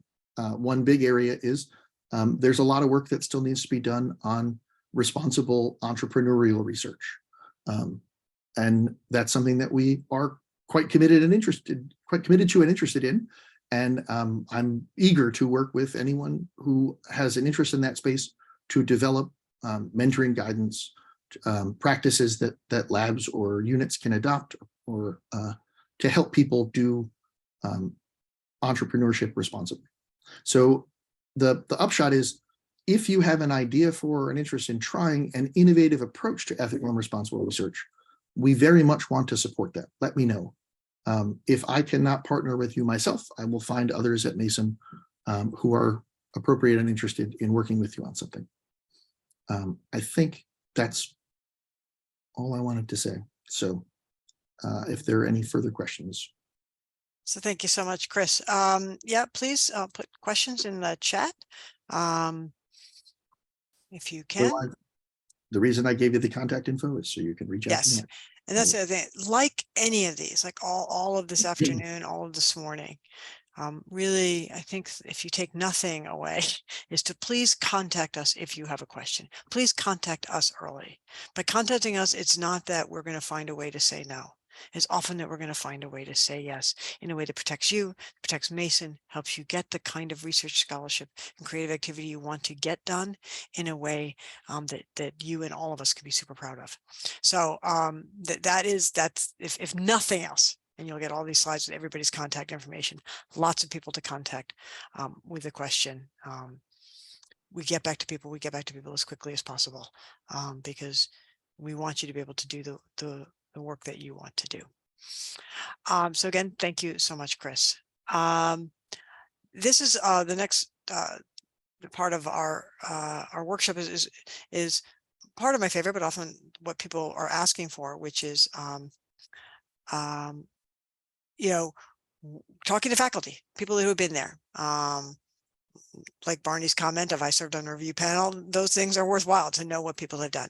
And so we have the tremendous good fortune of having 4 faculty from across our colleges, across Mason and 4 different colleges, to talk a little bit about what happens when you do not get funded on your amazingly excellent idea and perfectly wonderful proposal, because that is indeed what happens. So I'm just going to introduce them briefly, and then they don't have any slides really. It's really a chance for them to some of their best tips and practices. I'm going to ask them questions if other people do not, but it's really your chance to pick the brains of our faculty. So again, we have tremendous good fortune of having our colleagues, Dr. Holly Mato at the College of Public Health, Dr. Jessica Otis in the College of Humanities and Social Sciences, Dr. Michael Page in the College of Science, and Dr. D.P. Singh in the Schar School of Policy and Government. So I want to thank them first and foremost for their willingness to participate. And we specifically wanted to have faculty representing really a broad areas of research focus.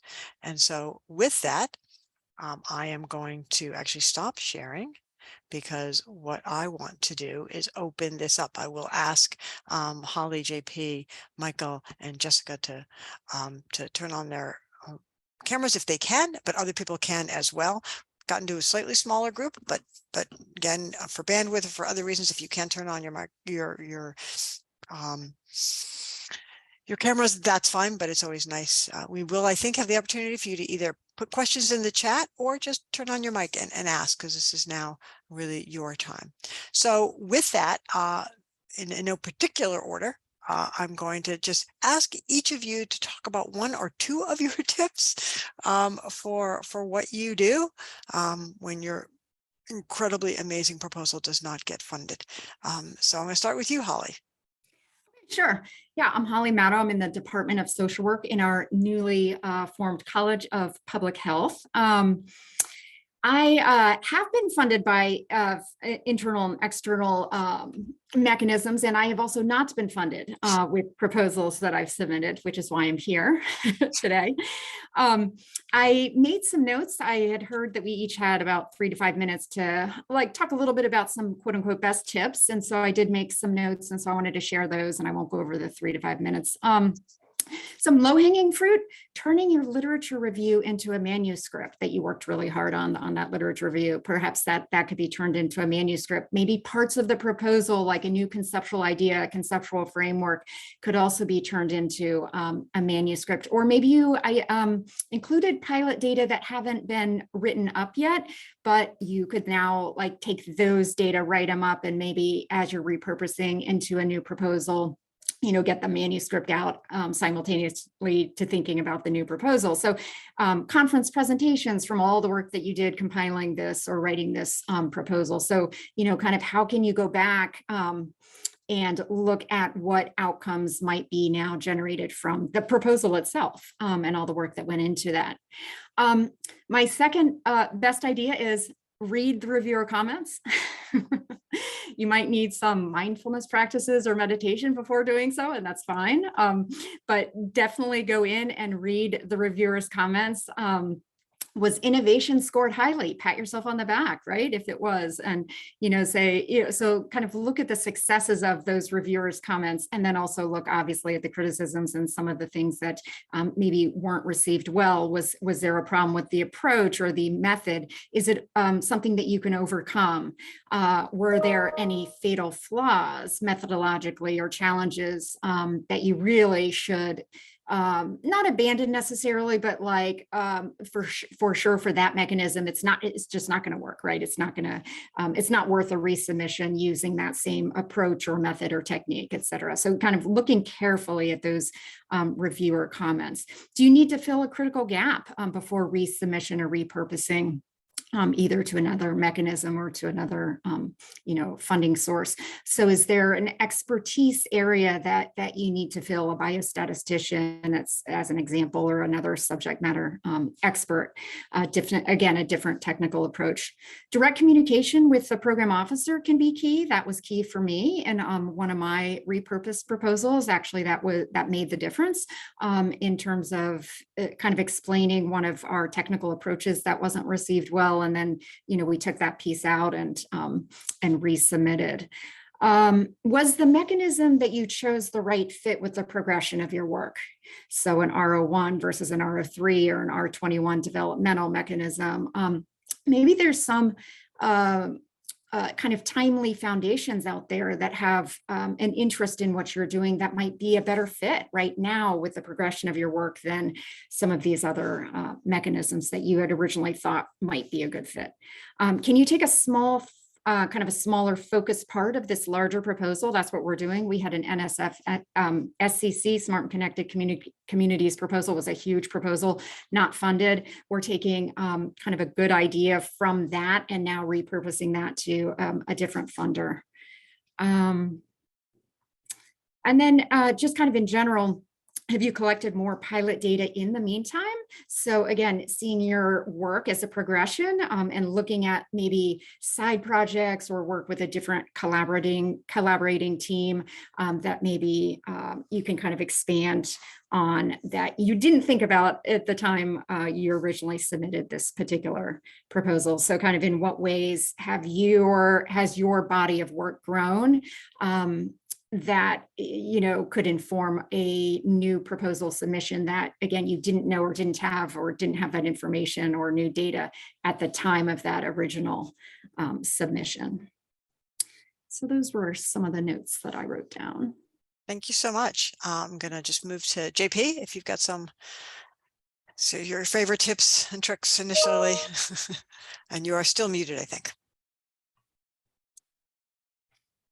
Hello, everyone, and good evening from New Delhi. So I try to be as enthusiastic as I can be. I just had a cup of tea. I was like, it's midnight. I'm going to need that. I'm finishing up a Fulbright over here, which itself was a repurposed proposal, which didn't get funded, but then I sent it to Fulbright and it did get, I guess, granted. So I'm here. I'm just finishing up. I will be there on campus day after tomorrow. So Holly, that was excellent. I learned a lot from there. I have a couple of them. And the most important one, which is going to sound a little banal, is to learn from the experience. Yeah, especially the learning that for me has gone into preparing really large proposals together, bringing together various members of the community. A number of people who are in attendance here will know that I was PI for an NSF proposal about 3 years ago that didn't get funded. It was very ambitious. And of course, we were disappointed that it didn't get funded. But you know, what it taught me was how do you put these large team together, which are completely interdisciplinary? How do you build these common understandings? And in a way, like Holly was saying, we received really your comments there too. You know, what are the sort of things they're looking for in this interdisciplinary? I actually think interdisciplinary proposals are very hard. And because you get reviewers, they may talk about interdisciplinarity, but they may not understand, an engineer may not understand a sociologist jargon or vice versa, etc. So that experience taught me a lot about how to put these proposals together. So last year, we had a mini team for which I was PI, and we sent this proposal to the Minerva program, and that did get funded. And it wasn't the same idea as the NSF proposal, but what went into that was a much better understanding, not just in terms of what they wanted, but the interactions that we had. It was through the Center for Advancing Human-Machine Partnerships. In fact, my co-PI for that proposal is also here in this room, Amarda Shehu. And it was also a sort of mutual understandings and collaborative work. And I found that it was actually much easier, not just because it was a smaller team, but because we really kind of got to know each other. And well, thanks, Amarda, for the thumbs up. And and that I think was really well, because in the first one, COMP was just coming into being. And frankly, I was PI, but I'm listening to engineers, and I wasn't understanding, like, at least anywhere from 1/4 to 50% of what they were saying. And then towards the end, because we worked for months on that proposal, I became a little more pushy as I began to understand the proposal. Whereas on the Minerva one, I think there was already sort of a common understanding. There's a lot of problem solving that took place. So one thing I would say for those of us who are putting an interdisciplinary proposals, to learn from their experience, get your team together, really listen to each other. What I think that people like Amarda and all have done through COMP and other ways is put us together in rooms where we weren't necessarily comfortable with each other, but over time we built these understandings. And the NSF proposal that we sent in was kind of a test bed for the things to come. So that's kind of, it sounds a little fuzzy, but I actually think it was really formative for me on how to work with a team where the members were coming from other disciplines.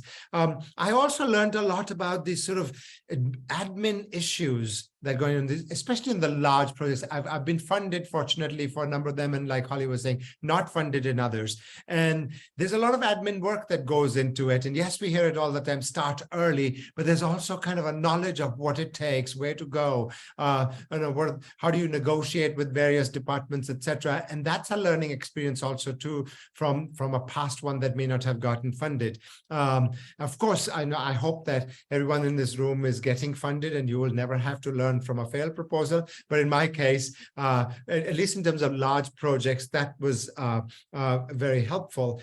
The second one I would talk about, apart from learning, would be repurposing ambition.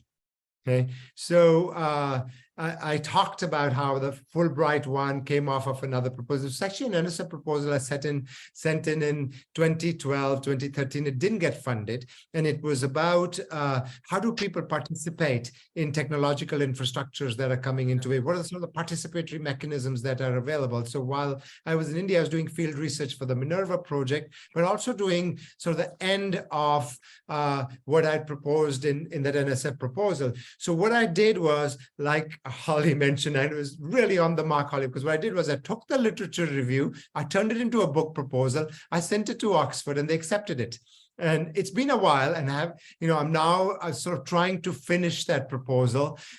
It was, by the way, called Development 2.0 when I started. Now it's going to be Development 4.0 because the technologies have moved on. So it was more like sort of non-AI type technologies back then. But this evening, I interviewed this official who heads India's e-governance program, and I'd interviewed his predecessors about 7-8 years ago, and that was just just repurposing in terms of, okay, I really like my idea. I read the reviewer comments, but I thought that NSF will not. I didn't want to go again in that route. I said, I'm just going to do it on my own.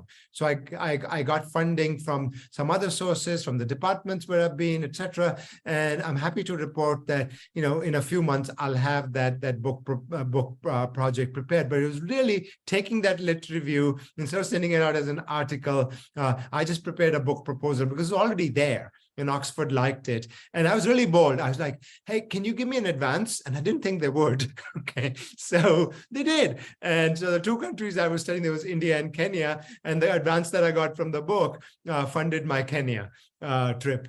And I kind of tamed it down a bit more. So the kind of repurposing ambition is another one. And then I would say I've, you know, when I failed in one source, I've just, you know, there's a hierarchy which influences faculty decisions about where to go for some more prestigious than the others.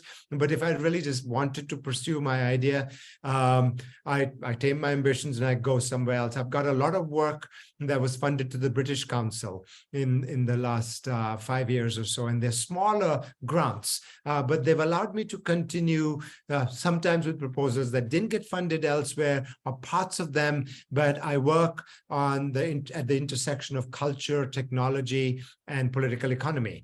And if you really like to think about it, like what are the major agencies in the US which fund the intersection of culture, technology, political economy? No, I have now more ideas because I failed so many times in this or succeeded a few times, but there aren't that many. And British Council does culture. We don't have a lot of agencies in the United States, which we don't even have a Department of Culture per se. So British Council does. There are cultural institutes in Europe which do. So I've approached them. I worked with a cultural institute in Germany called IFA and Goethe and British Council. They are happy to fund cultural policy type proposals. And so those have been sort of the places that I've gone to try to get that kind of work funded. So learning from experience and repurposing ambition and looking beyond the usual sources would be my takeaway from where I haven't gotten something funded in the past.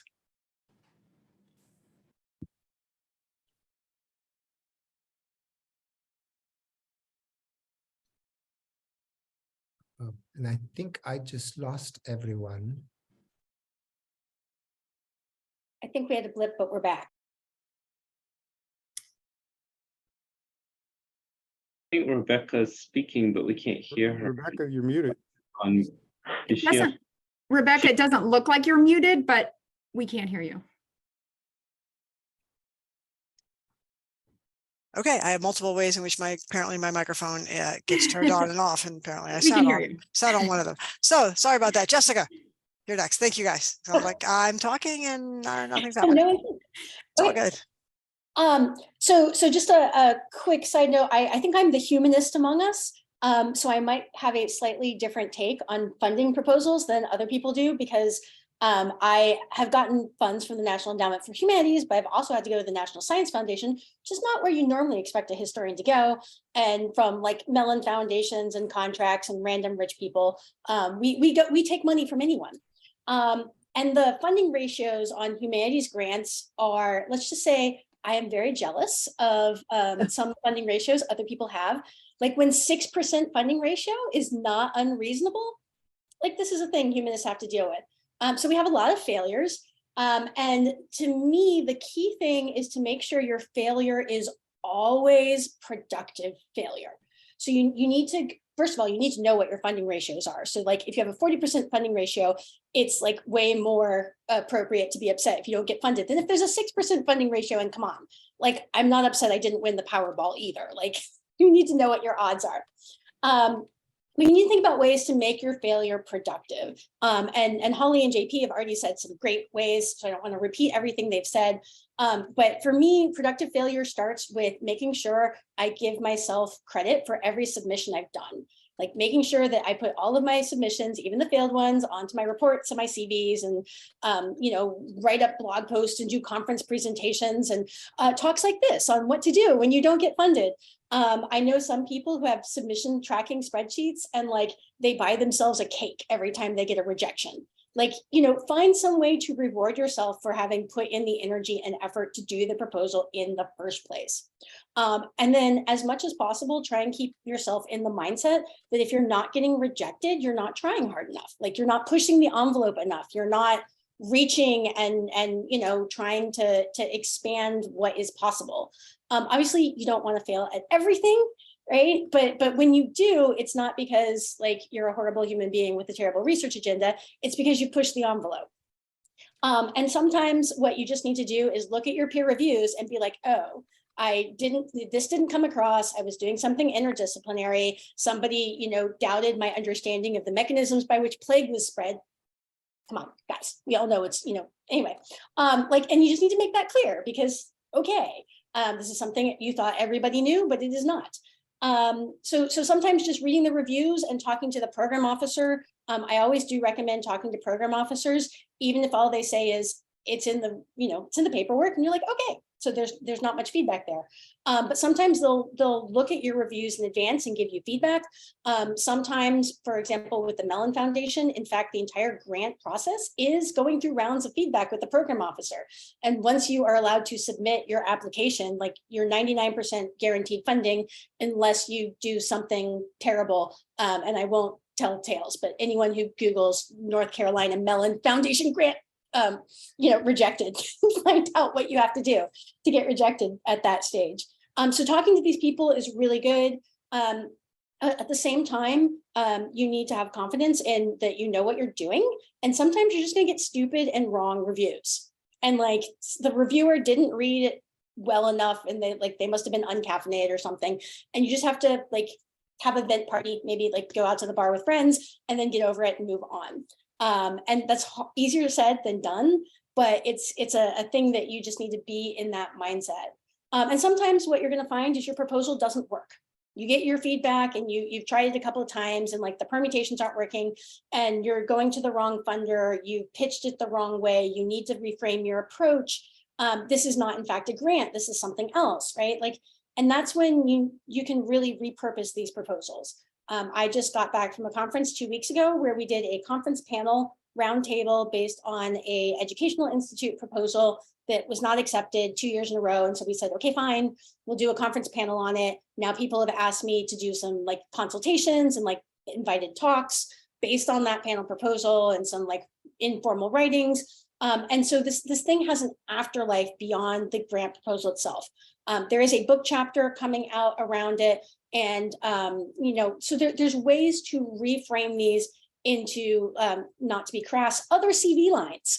And you also, I think at the end of the day, you have to ask yourself what it is you actually want to do. Like, what was the intellectual reward for the opportunity that you were writing to? Like, do you want to make an intervention in the field? Do you want to just achieve a specific project goal? Like, what are ways that you can achieve your ultimate goals in other formats besides just the grant?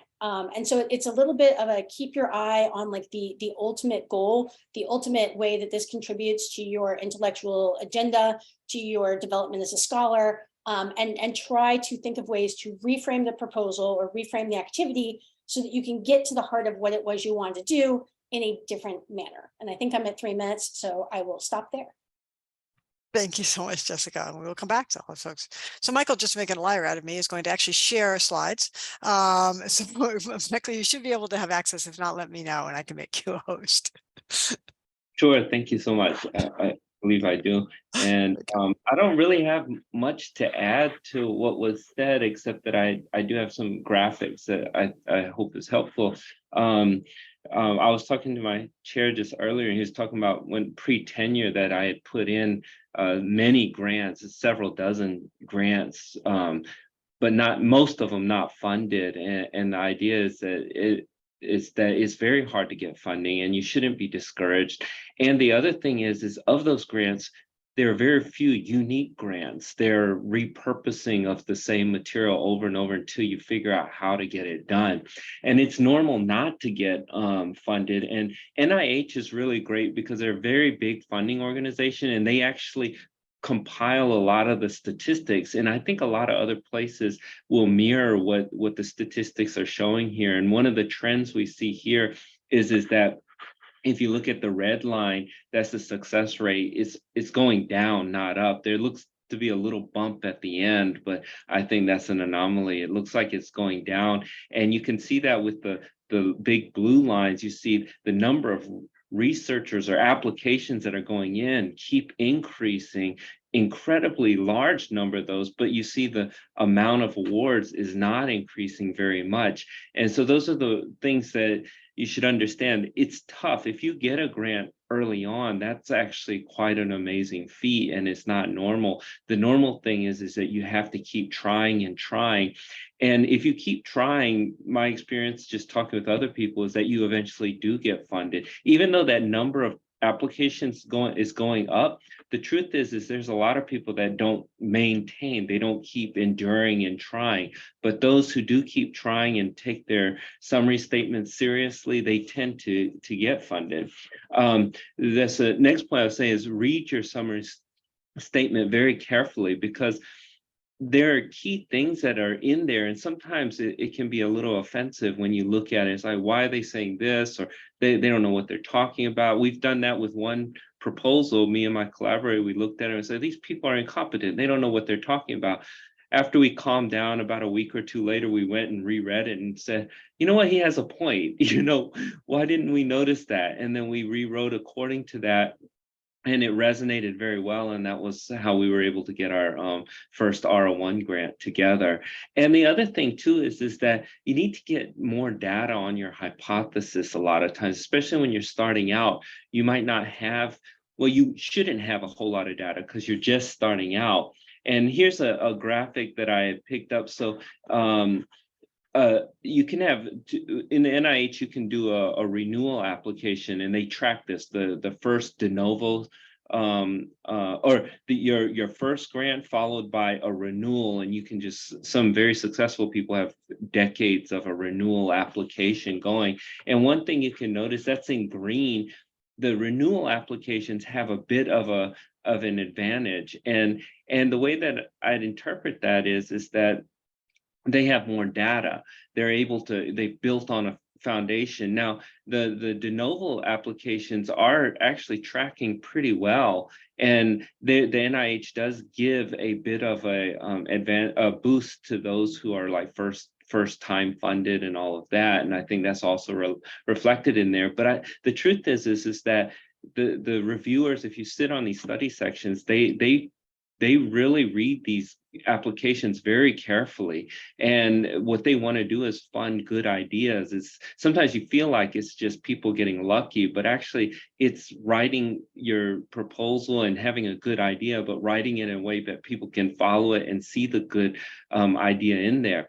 Another tip that was mentioned earlier is sometimes, especially when we start out, we from our training, we might because our boss maybe had our PI in graduate school might have very big funding, and we think we need that kind of funding to get going. But you can try smaller funding mechanisms. I think that's very important to build your career up from small to big, because if you get the smaller amount of funding, what you do is you start getting that preliminary data and start building on that one, and then you try to get the kind of data that someone with the renewal application has who's already been funded. Another thing that I would note is that to stay focused and be careful about pivoting too quickly, because I know that's something that I faced early on, and I'm sure a lot of other people do, is like, maybe my idea is no good. Maybe I'm wasting my time here. I need to do something else. But if you pivot too quickly, you got to learn a whole nother field. And if you got your tenure clock going, are you going to have enough time to be an expert of something new? And are you going to be able to compete in that field? By staying focused, you are hired based on a review of your research ideas and your teaching philosophy, but part of it was your research ideas. So you've been vetted by the faculty that were on your search committee, and you've submitted. And if you stay focused, it'd probably be a little bit easier way to advance.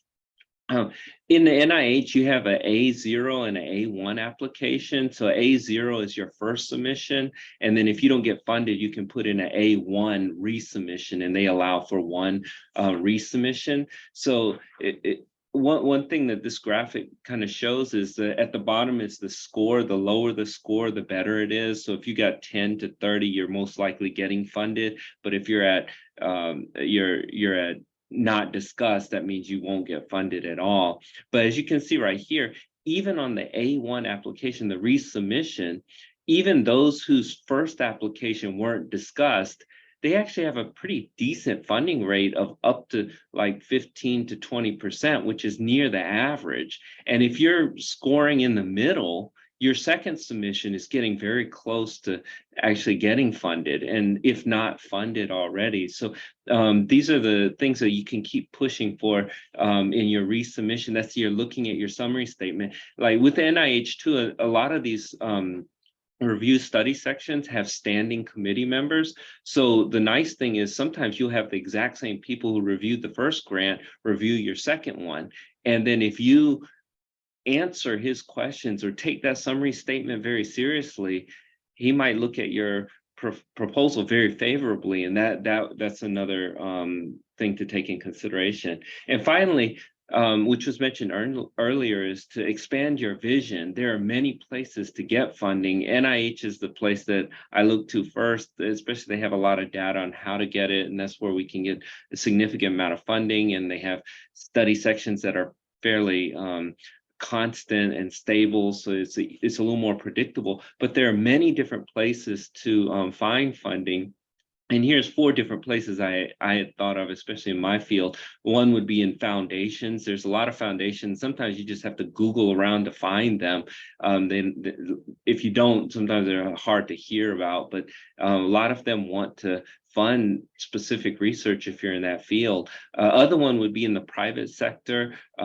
Things if you have developed your own intellectual property, you can do a startup company. If you do a startup company, it opens up further funding through NIH and other federal agencies through STTR, Small Business Administration type of grants. In the state of Virginia, we have the CIT, that's the Center for Innovative Technology, and they fund a lot of different research, academic and private, and with partnerships. One that's that's growing a lot is this Virginia Catalyst, the VBHRC, for if you're in the health sciences, and they require a partnership between a public and a public institution like GMU with a private partner. And then you have your federal agencies, military labs, especially here, we're so close to things in Washington, DC, and these are different places that you can look for. But I found a lot just by Googling around, especially the foundations. You just Google what your interest is and put funding, and sometimes you can pull up things. And so that's all I had, and I'll stop there. Thank you. Thank you, Michael. If you can stop sharing your screen, we can see folks. Yeah. I know Elaine, I think, put a suggestion in the chat as well. So if folks have their own suggestions, please do feel free. At this point, I do want to open up. I will ask questions if others don't. My big thing is of what not to do when you first receive your summary statement, your comments, whatever it is that the funder provides you, is do not send that first email that you write in response to it. You can go ahead and write that first email. That's great, because that just gets your whole thing out. But generally, as a general rule, probably not sending that one. As Michael said, the first response is, I don't know what they're talking about. They're completely incompetent. And a week later, it looks a little different. So You might even, this is just what works for me, but even just take a little bit of time before you dive in and read. Like, you already know it's not funded. It's like, okay, take a breath, just like kind of gather yourself before you read. Because I mean, then you'll be more, at least a little bit more, again, I'm speaking for myself, objective as opposed to reactive. And I will tell you, I have read summary statements for proposals that I knew based on my score and based on conversations with the program officer by the time I got the summary statement, I actually knew was going to be funded. And my comment was, I'm sure glad I knew this was going to be funded, because if I'm reading this reviews, certainly sounds like they weren't going to fund it.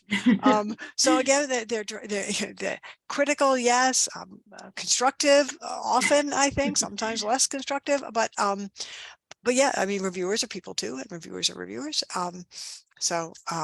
The other thing that I'm just curious is, you can do this by show of hands for folks. How many folks have sat on a review committee, a review group, review, whatever it is, for the organizations to which they receive funding? Because you just learn so much about the process. So if anybody here around has, if any of our panelists have, JP has, others, I do think you learn so much from that process. Anyway, I think somebody was unmuting themselves a moment ago. Yeah. Is it Gear or Gear? Please let me know I've pronounced that terribly.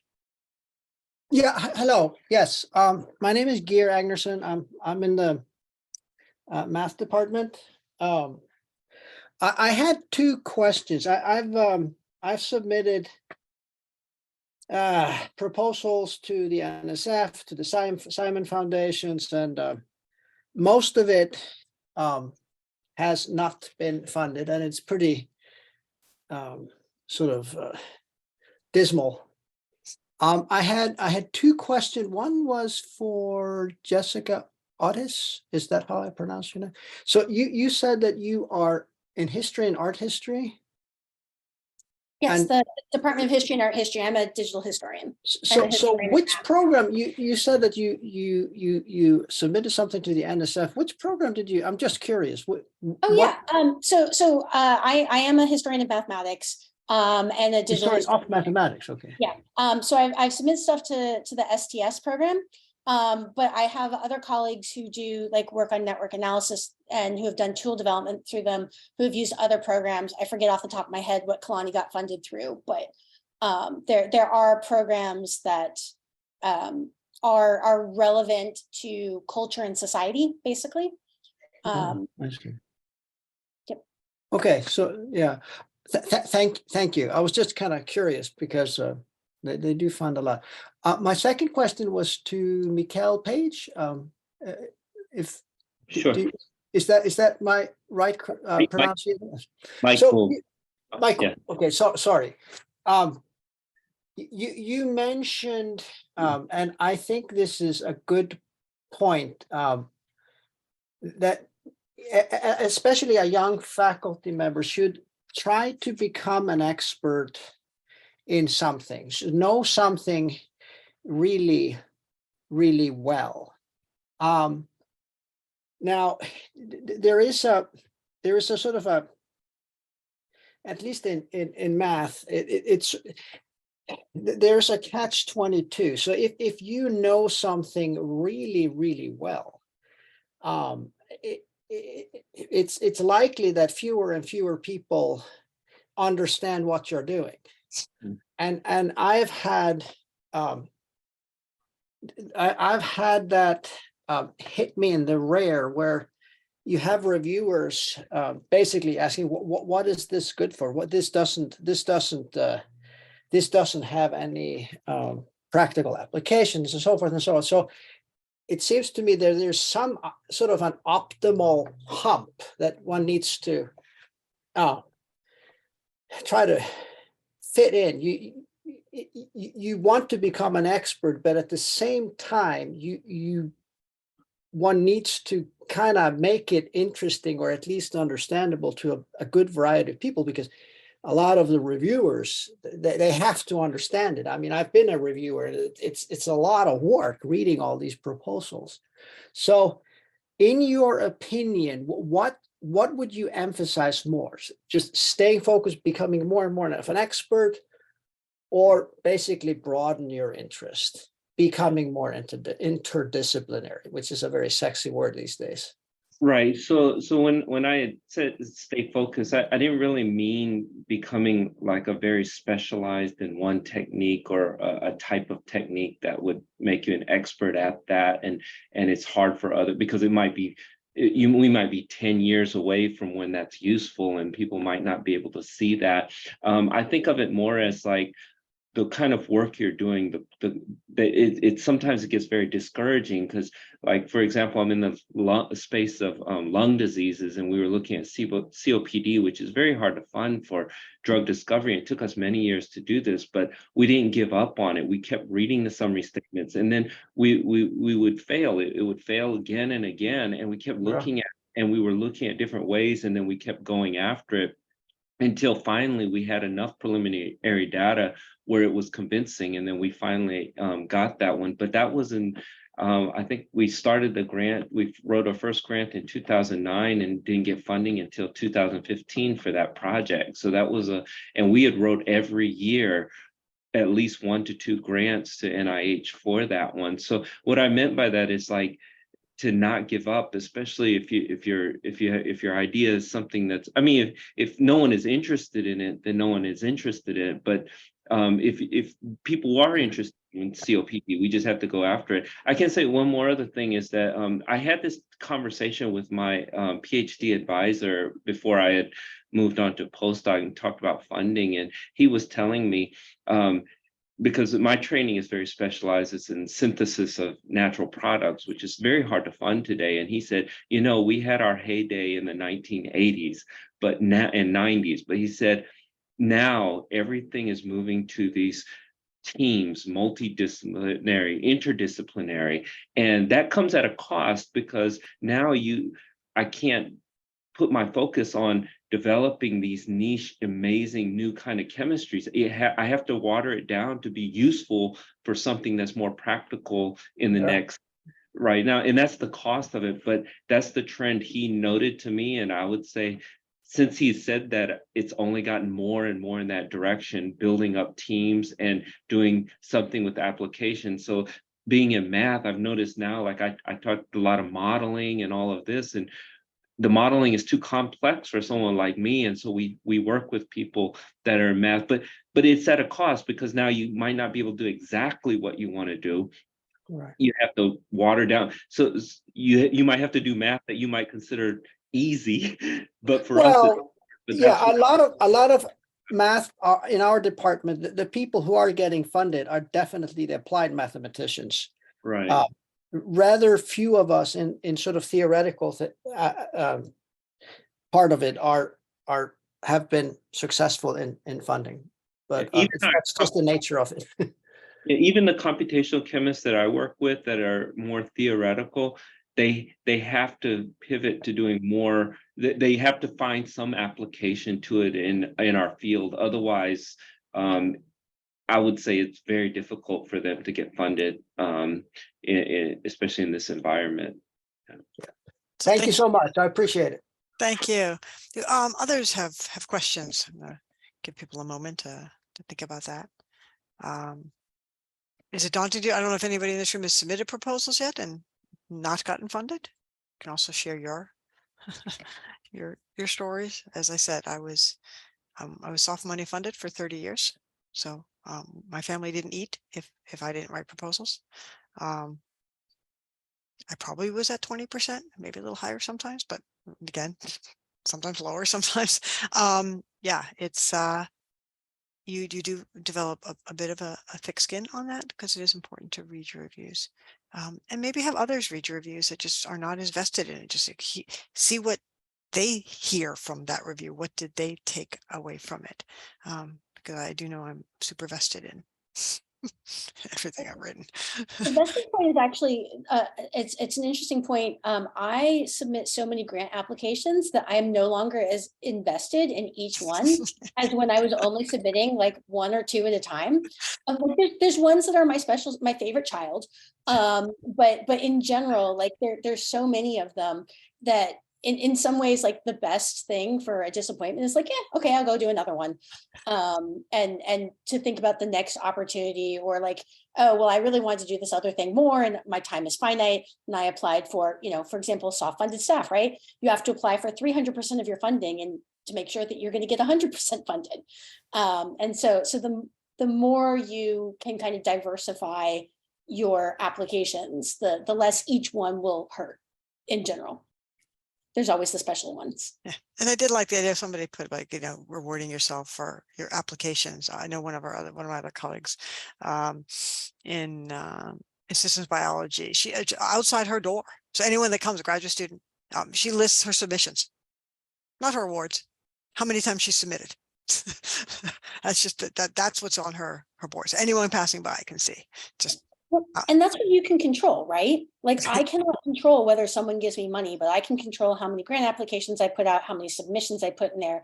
And so that's actually the metric, right? When we talk about SMART goals, that's the one that you can control and that you should be measuring rather than, I mean, I know your department likes the money, but that's out of your control. I can add one other thing that I noticed that Elaine had put in the chat as well, which I think is very useful, is like with your non-funded proposal to present it in front of a group. We did that with my collaborator. We couldn't get it funded. And then I went to his institution. I presented it in front of a lot of senior faculty that I didn't know who are well funded, and it's like you going through your PhD proposal again, and it was such valuable feedback. And these are the kind of people who would be reviewing your grants, and they can tell you stuff that might just turn on a light bulb and send you in the right direction. So that kind of very critical feedback could be very useful. And I would suggest for the approach and the methodology, which always seems to be the place that gets dinged, right, on many of these proposals, like, oh, they don't like this technique, they don't like this instrument that you used or this technology. Maybe do it before you submit it. It's good to do it maybe after you get the reviews back and the summary statement, but maybe if you, presented that approach before submitting, you could get the alternative perspectives and, well, they've always done it this way in the field and we're proposing this. Yeah, but there's not enough evidence yet, but there is here. Or did you know about this person's work that could support it? Or, just providing maybe more understanding outside of kind of your niche of what approach you should be using here to get a wider variety of kind of understanding, but also maybe then more evidence to support and back your specific approach that you're going to choose. Yeah. Other questions, other ideas people have had? And I also want to be mindful, we've been here a long time. We've been here for many of us all day, but I do want to keep opening up to questions for folks, and really just thank folks for sticking with us all day. I think Elaine just put something else. Rebecca, I just wanted to say one quick thing. I meant to mention it earlier only because I wanted to plug that program. The funding proposal that didn't get accepted, from which came this book proposal. Jessica, by the way, was to the STS program at NSF. And I think I was way too my cynical view is I was way too optimistic for the STS people on the role of technology in society. But I needed coders. I was doing a grounded theory approach, and I was going to generate this ethnography, and from there I was going to generate these codes, and then I would code these all the World projects in information technology issue areas, but needed a lot of coders. And where did I find them? OSCAR program. 7 of them helped me out. And so there was this resource on campus where I could get these really committed undergrad coders to do all the coding for me. And that was because, I hadn't thought about it. And if you look at the original grant proposal, I'd asked for, I don't know, like $200,000 for those coders. And then I was able to, get them from the OSCAR program for free. I'm sure there's a cost to that, but at least I didn't have to, I didn't have the grant money. Yeah, no, it's actually wonderful. And again, but just before this presentation, we had, or just before the break, we had, both Laurence Bray and Bethany Usher talk about the students and putting students on your grants or to work with you, or because it's sort of extraordinary. They're the people that have learned the newest things. We all try to keep up with the newest things, but they have had to, because what they're being taught in their classes coming out of graduate school. And so some of them have the kinds of skills that we don't have. So no, folks are really hopping off, I think, at this point. Quick plug for anyone that hasn't and still wants to. We have the Faculty Matters Grant Writing 101 workshop this afternoon at 3 o'clock. There is a separate registration for that. Leslie can put that in the chat, put it in an earlier chat as well. But Thank you to our panelists. Thank you for folks that hung with us all day on this. As I said, we are recording this. We will make the materials available to everybody. This is one of the fun days of the semester for me, and it gets to start before most people are getting all caught up in the semester, is to meet with our faculty and postdocs in some cases, graduate students in some cases, to talk about the research enterprise. Please do reach out. We are here to try to answer your questions, connect you with people. And again, just want to thank everybody so much. Thank you, Michael, Holly, JP, and Jessica for this panel, which is always so much fun. Thank you. Good luck to everybody. Take care. All right.